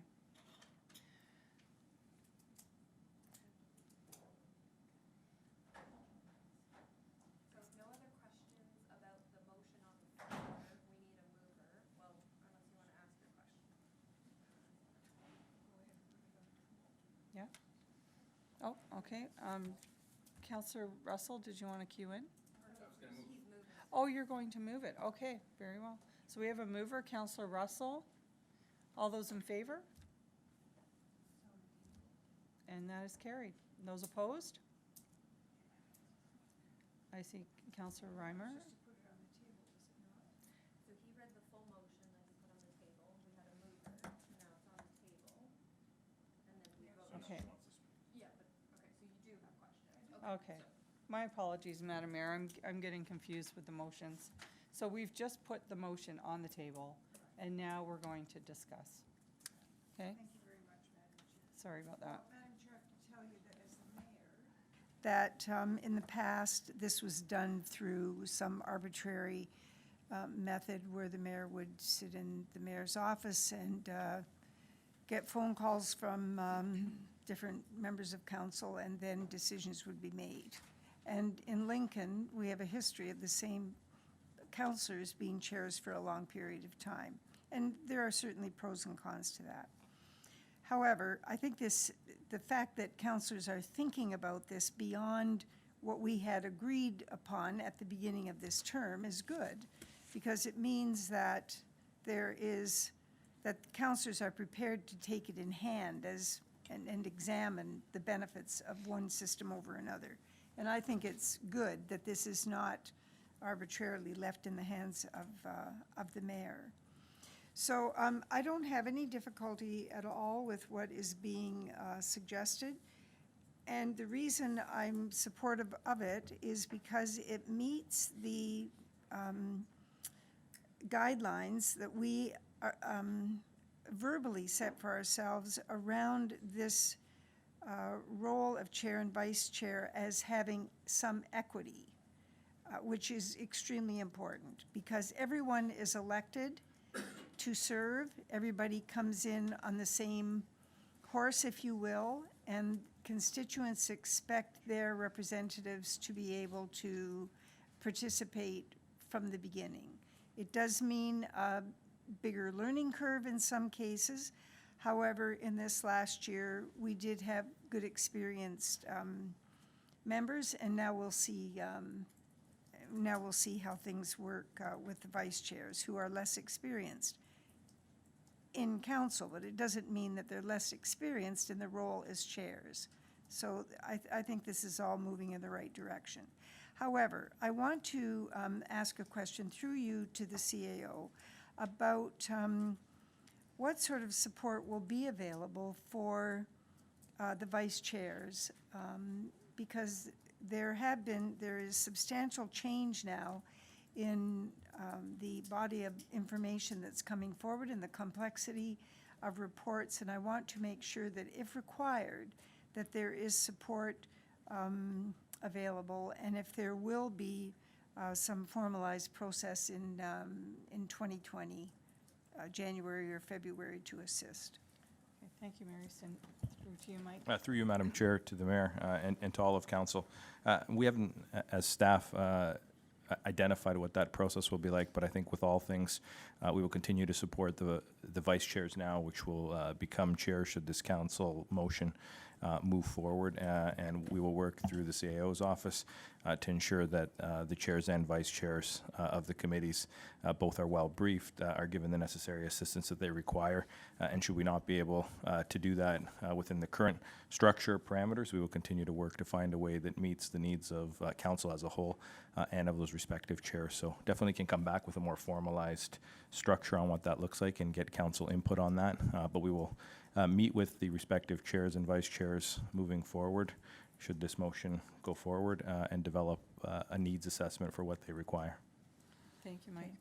Madam Chair, also, we have had we've had reason to begin our meetings earlier, certainly planning meetings at 4 p.m., and I would just ask that all councillors be conscious of the fact that there are changing demands on time, and therefore, and these meetings are essential, particularly in planning, because of the new provincial guidelines. They're more than guidelines, they're expectations around our ability to move planning orders through according to their guidelines. So I think it's that the start times has to be considered and well understood, and how each team is going to handle that going forward. Thank you very much, Madam Chair. Thank you, And Mary Steph. congratulations to the authors of this. It's a good sign. Councillor Brunei? Thank you, Chair Timmers. Very quickly, I appreciate the clerk's comments. I think over the last couple months, it's become painfully obvious that, we didn't have the proper legislative component to this, but quite honestly, up until 2 weeks ago, I was under the understanding that when we picked the chairs and the vice chairs back at the beginning of the term, that it was a flip situation. That was my understanding, so I guess I must have misunderstood something along the way. So I'm pleased to see this motion coming forward. Thank you. Okay. Anyone else? I'm really pleased to see it as well, because it does give equal opportunity to everyone to be a vice chair or a chair, and through the 4 years, you'll have opportunity to do both of those positions twice, and I think this is a fabulous idea. I'm very supportive of it. moving forward, I knew that it would be a change every year, and I think this is actually a better plan because with the agenda review through the whole year, you're working together, the chair and vice chair are working together through the year. So by the time the transition happens, they've already had a year experience there. So, and I'm sure the chairs are still going to be participating and supporting in any way they can as well. So, okay, very good. And as far as the second part to the motion regarding the citizen advisory committees, I, like Councillor Brunet, it kind of went, I missed that we would be moving off within a year. And I am not supportive of that at all because some of the committees are brand new. We've just got our strategic plan together. We're starting to work our work plan, and to come off after a year, you really are not seeing through that work plan, and switching up every year, I think there's no, I don't know, it kind of breaks up the committee and the work that's happening there. So just my comments on that second part to the motion. I don't know if anyone else has any comments regarding the Citizens Advisory Committee placement. Seeing no one? Okay. So we are now going to, we have, okay, hold on. So we have Councillor Brunet again, and then I'll go to you, Madam Clerk. So through you, Madam Chair, just to speak to your last comment there that you said in terms of those committees, I do believe it's vital, because if you look at, for instance, the Active Transportation Committee, I mean, you know, we launched it in 2017. Councillor Patrieve and I were chair and co-chair on that, and at that time, you know, we were moving things along. But then when you look at what happened this year, I don't believe that committee met on their first meeting until June. So, I mean, they've really only been doing heavy lifting for like the last 5 months. So, to make a change at this point, I don't think it's fair to the citizen committee members. So, I completely agree and will be in support of that. Thank you, Chair. Thank you, Councillor. Mary Ston? Madam Chair, I want to move on to, because there are several other important items here, and one happens to be the consent agenda, and I just want to make sure that we're absolutely clear about what's happening here. So let me start by saying that the purpose of council meetings and committee meetings, particularly council meetings, is to make sure that the public are exposed to and informed by council about matters that impact the community. It is not an opportunity to swing through an agenda in 25 or 30 minutes and take any pride in that. And so we need to make sure that the consent agenda works as we want it to work. Now, option one says that the council can determine what items they would like to speak to, and the balance would form the consent agenda, which I understand is what we do now. If we want to take something out of it, we want to put something on the table, if we want some clarity, whatever that might be, we have the opportunity to do that. So I want to make sure that that option is always there, and that there isn't some, it's not implied that we're on a speed run here. So if we could just have Madam Clerk assist us with that. Okay. Yes. Okay. Okay. Okay. Okay. Okay, so Mary Stone, we're just going to pass the motion that Councillor Patrieva Oh, put the on the amendment. table. The Okay. amendment. So we'll pass that, and then we're going to go into full Well, we discussion might on pass the. it, but we're considering the amendment. Yes. Thank you. Yes, Okay. right. So we need to vote on that? Okay, Councillor Russell has moved it. All those in favor? Those opposed? And that is carried. Okay, thank you. So we are now, okay, so Madam Clerk, I think we were looking for some comments regarding consent agenda. So as it stands, the way we have been doing the consent agenda for the past year has worked fairly well. I see that we just continue that way unless council has any other concerns related to that. As I put in the report, there are two options for you with the consent agenda. I know in speaking with some of the councillor members and the mayor, the way that we handle the consent agenda is working successfully. So if members of council have any further questions about that, I'd be happy to answer. Thank you, Madam Clerk. Our CAO has some comments. Through you, Madam Chair, I think just to pick up on Julie's comment, to the mayor's question around will there still be an opportunity to lift things, I think as Julie highlighted, that process will remain the same, and council always has the opportunity to speak to any issue and lift any issue. Thank you very much, Madam Chair. And just some clarification on the section on inaugural meeting of council. I certainly agree with, I mean, this is very standard language here, what will be brought up at that inaugural meeting. So there's nothing further there. I just want to clarify with the clerk that the closed meeting minutes, is there something in the legislation that has changed here? Could we just have some clarity on the reason this is here tonight? Go ahead, Madam Clerk. Thank you. Through you, Madam Mayor, with the chair. Just to let you know that the Ombudsman had made some recommendations for all municipalities going forward, in that we record all sessions of, and it is an audio recording, not a video recording, of closed council meetings. And as laid out in the report, I've detailed what that would look like, and that only under investigation or through the request by the Ombudsman would they have access to those audio closed sessions. Those are under lock and key with the clerk's office. At no time, no individual would have access to that. And for accountability and transparency, those minutes would then be brought forward in a council agenda if we had a closed session item already on the agenda.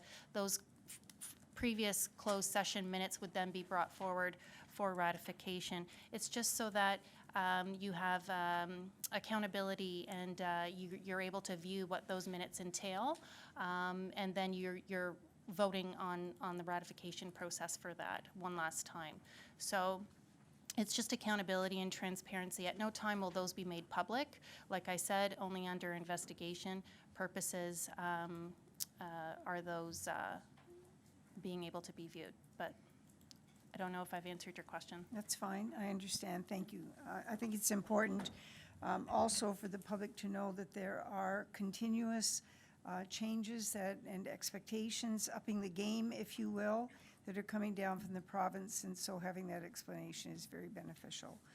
Madam Chair, the recorded vote process, the last point, that recorded votes will not be permitted for standing committees, workshops, or budget meetings. Could we have some explanation from Madam Clerk regarding the budget meetings? So the recorded votes are currently what we do now. It's just a little bit of clarity in how we've worded it in the procedural bylaw. We've just updated some of the wording. However, if council wishes to allow for recorded votes during budget meetings, we can amend that wording if you wish. All right, Madam Chair, I would make, I can make an amendment. I would make that amendment because I believe that there are political reasons at times that we may wish to have a recorded vote, and council needs to have that open and available to them. Okay, so I would make that motion. Yes. Okay. Just budget meetings. Just budget meetings. But my colleagues may feel differently. I'm just saying budget meetings. Okay. Sorry. Madam Clerk, go ahead, please. Can I just add a point of clarity for that? So I just want to add, Madam Mayor, through you, Chair Timmers, that all the decisions, whether it be a budget, workshop, or standing committee, still have a ratification at council. And so you can still have recorded votes being done at council. So there's still you can still request changes and reconsider items at council because they hadn't been ratified just yet. So I just want to make that point of clarity as well. Thank you, I understand that. Thank you. Thank you, Madam Clerk.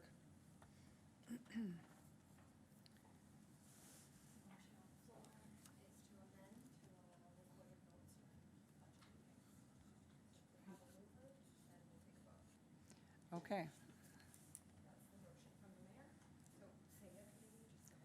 Okay, so we have a motion on the floor to amend recorded votes during budget meetings. Do we have a mover? Mary Easton? All those in favor? Those opposed? Okay, so it is now on the floor for discussion? It's already. Okay, all right. Madam Chair, I have a final point, and this has to do with delegated authority. Okay, I don't believe that delegated authority is the most obvious action that council is aware of. And I do agree that we need to use delegated authority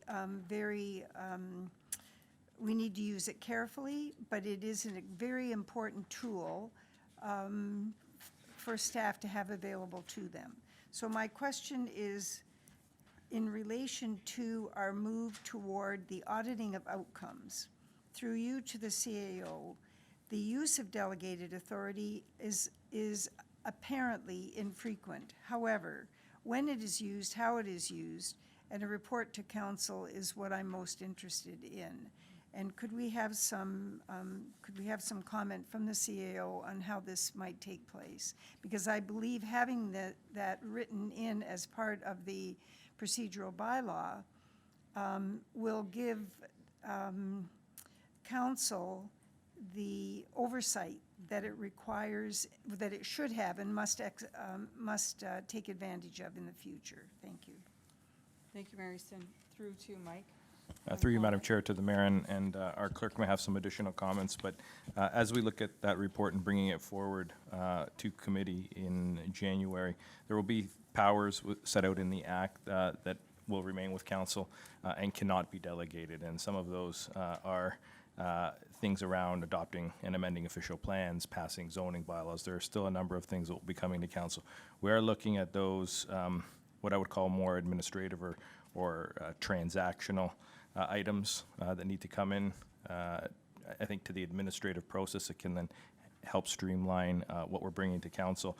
So things around the designation of animal control officers and licensing officers, things that become much more administrative in nature, things focused around some particular sign-offs, some particular consultation that we do already. In terms of the checkbacks, we are looking at either a semi-annual report back or a quarterly report back. I suspect it'll be quarterly because I think that probably is more consistent with what other municipalities are doing and would make sense from a council perspective. So we will be reporting back on anything that is approved and that does fall in within that delegated authority bylaw. And I think when you see the list, we are going to present for council the existing delegated authorities we have, and then a list of those ones that we're seeking to help streamline, notwithstanding whatever process council goes with option 1 or option 2, to allow just a little bit more of a seamless functioning around the council table. But you will have a chance to ask us about any one of the decisions we make on a quarterly basis.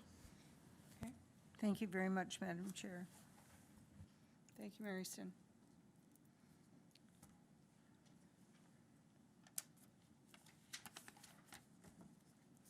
Okay, so we need to look at the different options, and council, we need to choose if we're going with option 1 or option 2. Option 1 is status quo, and option 2, I think, maybe Mayor, over to Madam Clerk. Option 2, can you just give us a basic overview of what the differences are in option 2, please? Thank you. Thank you. So the option 1 is status quo, so what we are currently doing. And option 2 is a hybrid, which was requested by council to staff.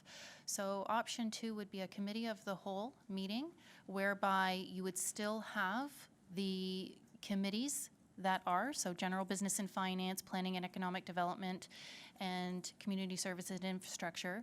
And you've already voted on keeping those chairs and vice chair positions.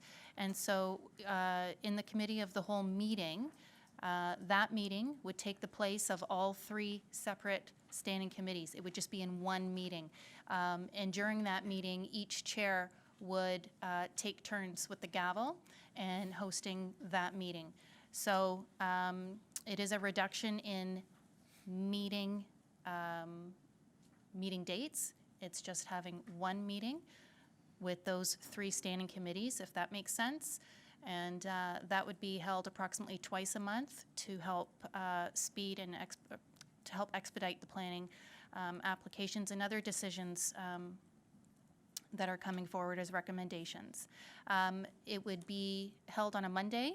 The following Monday would be a council meeting for ratification. There would be a week off, and then you would have another committee of the whole meeting. So essentially, you would have two meetings a month with a ratification at each meeting the next week following.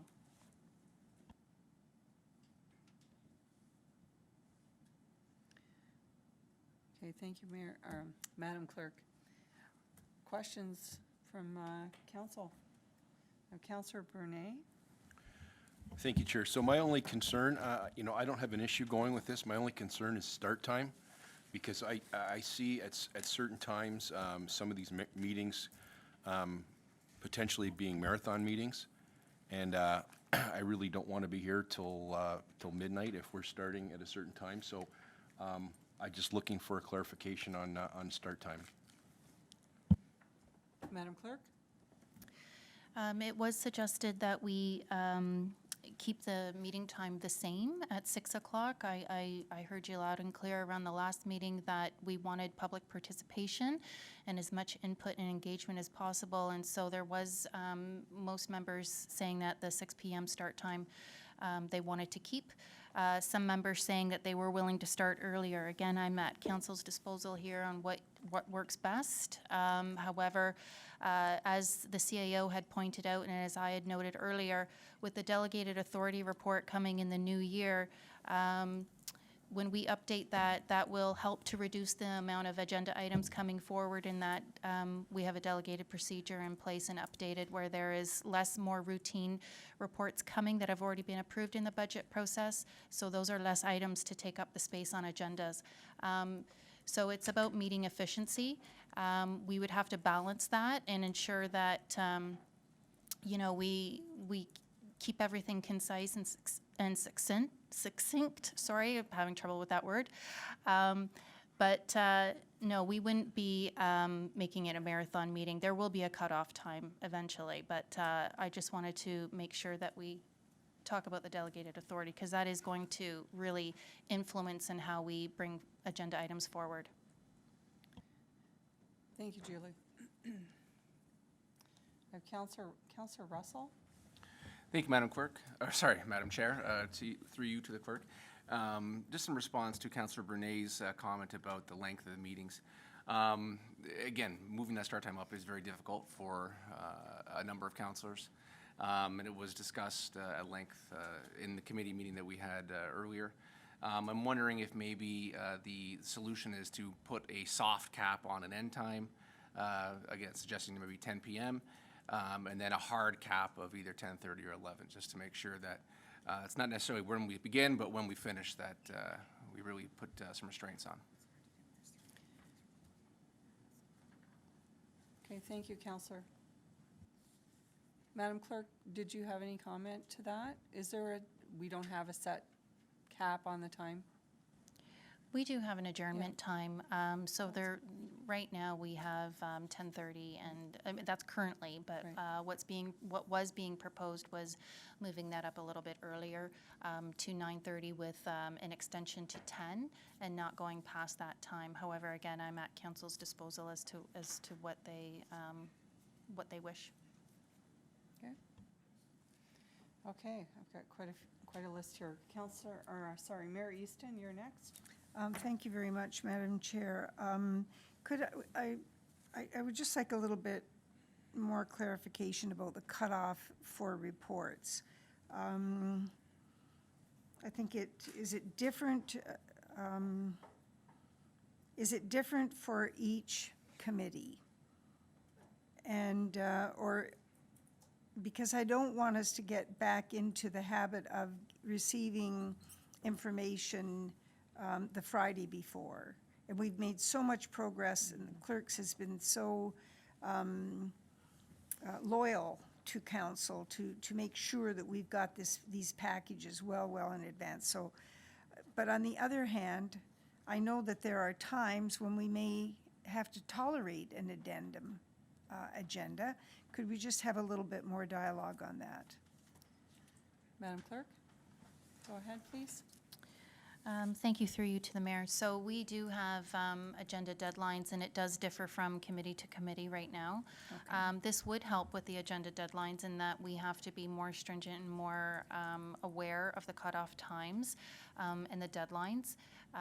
So if it does make sense and if it's prudent to council business, if it is something that is imperative to the decision-making of the town, we would definitely consider that as an addendum item. That would be in consultation with the chair as well as the CAO. And so those items would be considered. However, as the CAO and I, we're very stringent on the deadlines of reports as it is. And so those would be more tightened up, if you will. So in receiving the agendas with either the status quo or the other option, you would still receive it a week to 10 days before the committee. Okay. And is it the intention, Madam Clerk, or Madam Chair, for the agenda reviews then to include all reports that are going to be available? Does that mean that the chairs have the availability of all reports as well? Go ahead, Julie. Through you to the mayor.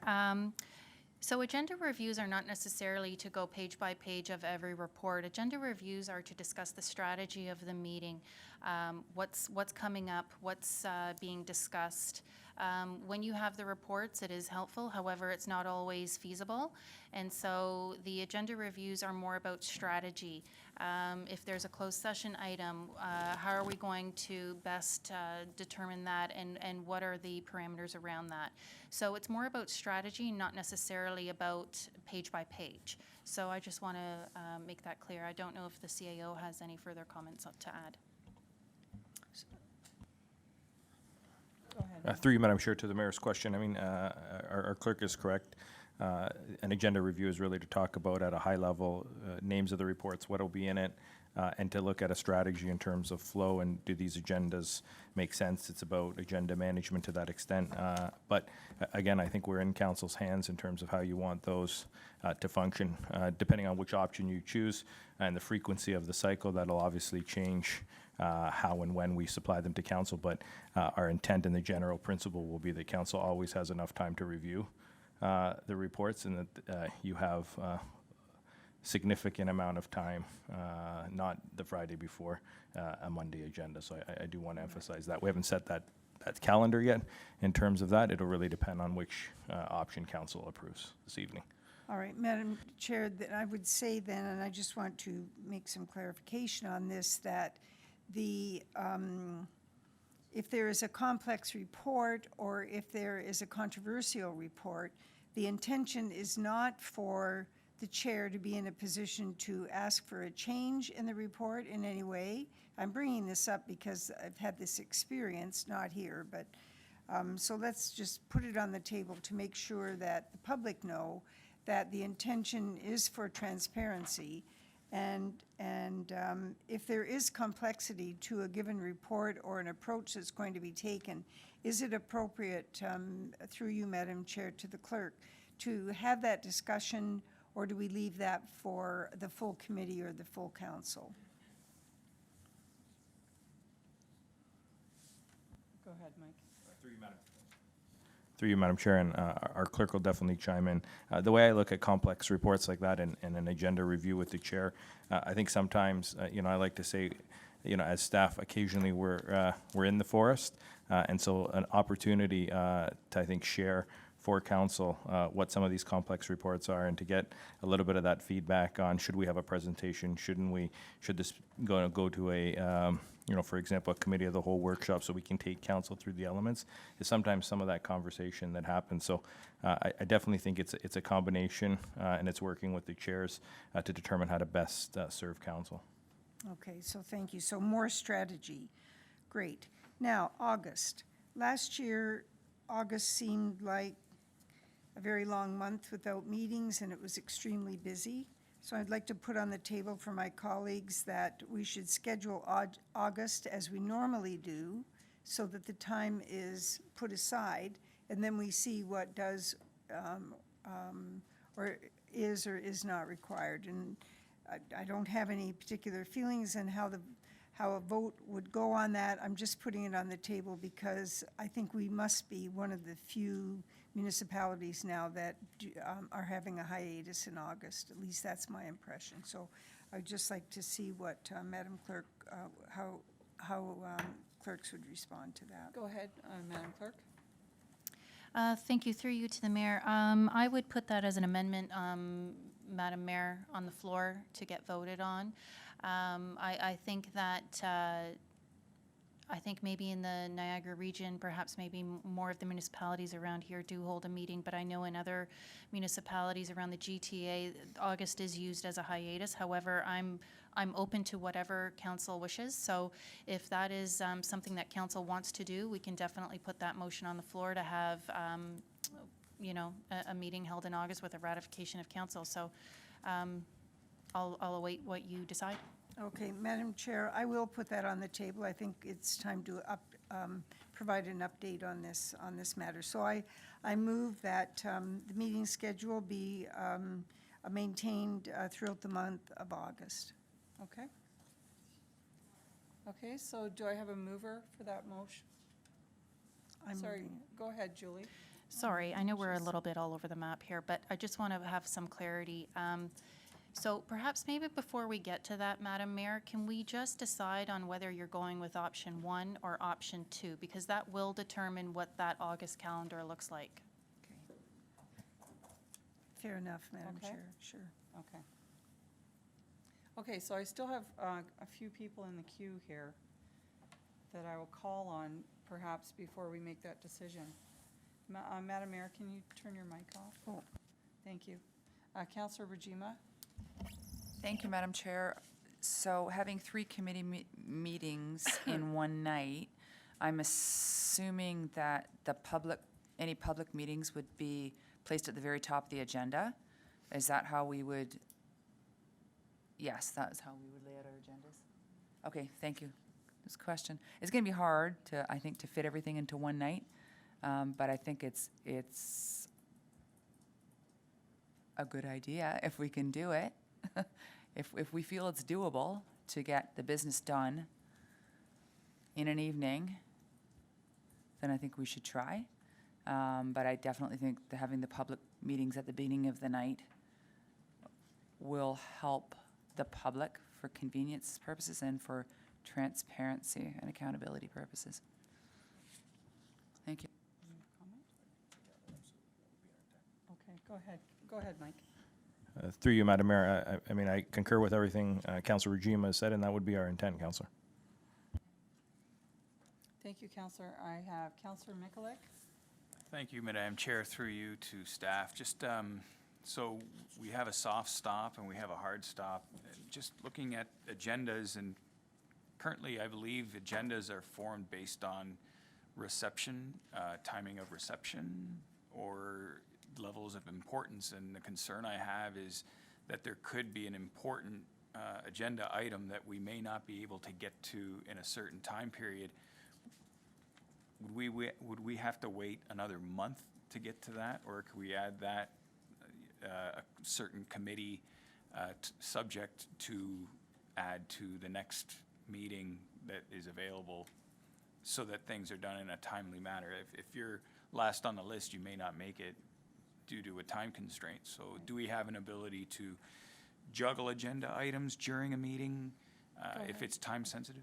That Thank sort you, of thing. Counselor. Go ahead, Madam Clerk. There's always flexibility in how we structure agendas, Counselor. We would do whatever's necessary to meet the timelines, as well as make sure that it's efficient and meeting the needs of the public. So there's always flexibility to that. If we had to amend one committee to be moved up first rather than another, in order to ensure that we get to that item, we would do so, and that's how we would structure it. However, I just want to add that if we had a public meeting, and such as we had this past month with cannabis, and we knew that that was going to take up a large amount of time, it would be deemed appropriate to even have a special meeting just for that public meeting. So that's something that you could do separately. So there's lots of flexibility built into the process, Councillor.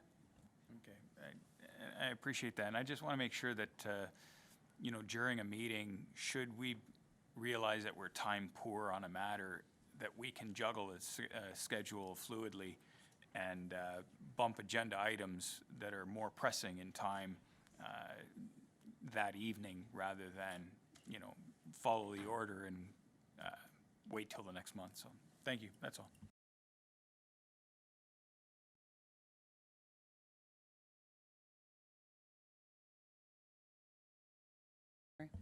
I don't see anyone else in the queue at this moment. So what we need to decide, maybe by a show of hands, option 1, option 2, before I read the motion. So all those in favor of option 1, what is status quo? Could I see a show of hands? Seeing none. So option 2, show of hands? Very good. Okay, so I have the motion. Yes, I'll go to the mayor's motion now. Okay, so I have the motion from Mayor Easton to amend to add August as a regular meeting month. I need a mover. Mayor Easton, all those in favor?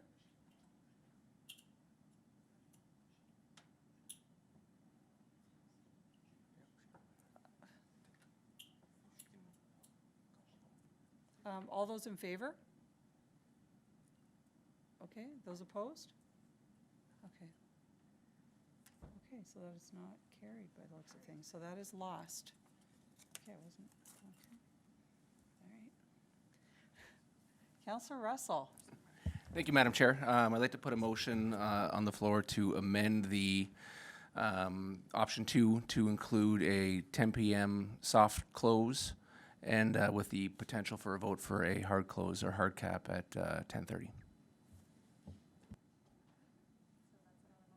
Okay, very good. So we have another motion on the table then, as Councillor Russell just stated.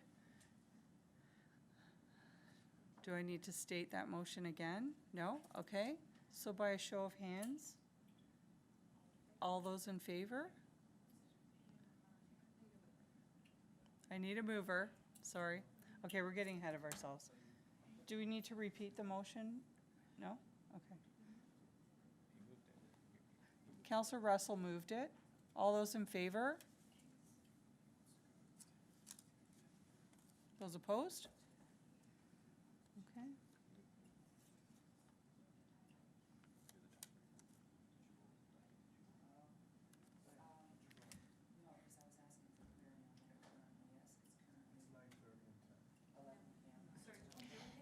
Okay, Madam Clerk, if you could just clarify for us. So currently in the procedural bylaw, it's a soft stop at 11 p.m. with a hard stop at 11:30. So Councillor Russell has moved to put that forward right now as 10 o'clock with a hard stop at 10:30. Okay. Okay, so Councillor Russell, you moved that motion. So I'm now going to call the vote on that motion again. All those in favor? Those opposed? And that is carried. Okay, very good. No, we're going to get through this motion first, Councillor Rajima. Okay, so I'm now going to read the motion. Okay? Council received for information report LS 1519, procedural bylaw review, that council adopt option 2 as the 2020 meeting schedule attached as Appendix A for the town of Lincoln. Amend the procedural bylaw for standing committee chair, vice chair terms. Year 1, select chair, vice. Year 2, switch for same committee. Year 3, select new chair, vice chair. And year 4, switch for the same committees. Amend the procedural bylaw for councillor liaison roles to advisory committees Heritage, Active, Transportation, and Age-Friendly by extending to full term of council 4 years, and that council accept the updated changes as proposed in report LS 1519, procedural bylaw 2019 to come into effect on January 1st, 2020, and repeal bylaw 2018-91. I require, sorry? With the other amendments that we have added. I require a mover for this motion. Councillor Rajima, all those in favor? And that is carried. Okay, we are now going to take a 5-minute break.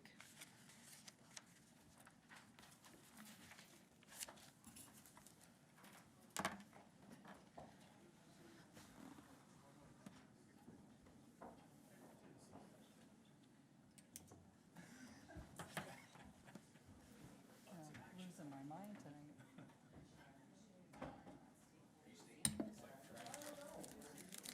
Very, my goodness.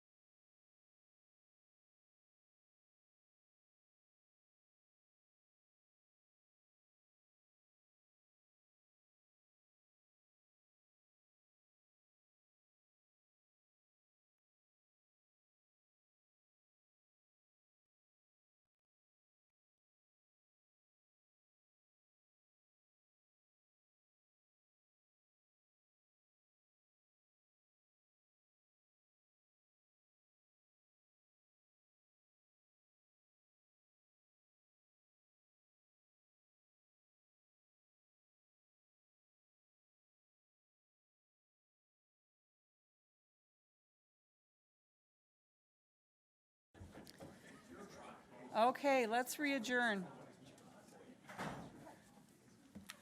We've got a lot of work to get through tonight yet.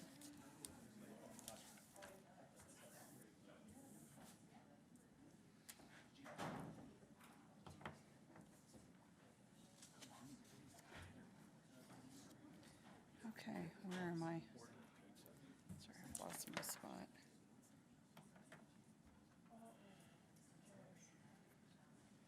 Okay.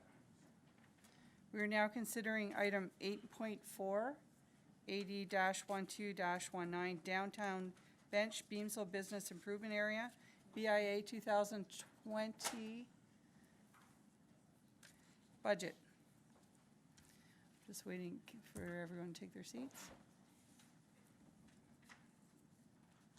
Is anyone speaking to this? Okay, sorry. Through to Mr. Deanne, please. Thank you, Madam Chair. Through you to the committee this evening. In front of you is a report dealing with the 2020 budget for the Beamsville Downtown Business Improvement Area. As council well knows, the BIA is a local board of council, and under the Municipal Act, their budget must be approved by council. I do want to remind that this budget was adopted and approved by the BIA's Board of Management, and it was presented to the BIA's members at their AGM on November 28th in their annual report. It is their budget. The BIA is an organization that was formulated by the downtown businesses as they see the benefit of pooling their resources for marketing, beautification, and making the downtown a true destination. In partnership with the great staff from Community Services, I believe the BIA has done a great job in changing the perception of downtown Beamsville. The Board of Management is made up of downtown businesses, and they set their budget for 2020 at $93,000. As the businesses have come together and pooled their resources, the $30,000 contribution that is being proposed in the 2020 operating budget is our way of investing in downtown businesses through the BIA and their executive director. It is our way of saying thank you for coming together and pooling resources. Many municipalities do provide financial contribution and/or in-kind services to their BIAs, as the overall ROI on BIAs on economic development in downtowns are key. You've heard me say that multiple times, that the healthy downtowns are the cornerstones of every municipality, and I do look forward to any questions regarding this report. Thank you very much, Paul. I'm going to open it up to council for any questions. Councillor Mikulik. Thank you, Chair Timmers. Through you to Mr. Deanne. Just looking at the approved budget, I see everything's in order. I see events revenue. I see nothing there. Is there an opportunity to change that from nothing to something? Or I see membership levy, $93,000. Town of Lincoln sponsorship, $30,000, but I see nothing for events revenue. Is there an opportunity to change that, or make an effort at least to add to that? Go ahead, Paul. Thank you, Chair. Through you to the councillor.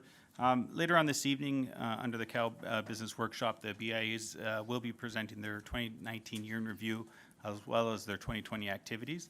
So that is a question that can be directed to the executive director when they're coming up later. Okay, thank you. Okay, thank you. Anyone else? Seeing no one in the queue, I have a motion. The council endorse the 2020 operating budget for the Beamsville Downtown Business Improvement Area, attached as Appendix A to Report AD-12-19 in the amount of $123,000, that the $30,000 contribution from the town be referred for consideration as part of the 2020 deliberation, that the levy portion of the operating budget for the Beamsville Downtown Business Improvement Area in the amount of $93,000 be approved, that the treasurer be hereby authorized and directed to make arrangements to levy an amount of $93,000 against rateable properties in the Beamsville Downtown Business Improvement Area pursuant to Section 208 of the Municipal Act 2001 and the Town of Lincoln Bylaw Number 2019-16, to levy the 2020 budget as referenced in Recommendation B of Report AD-12-19, and that E, the schedule of payments for 2020 be in accordance with Town of Lincoln tax payment schedule.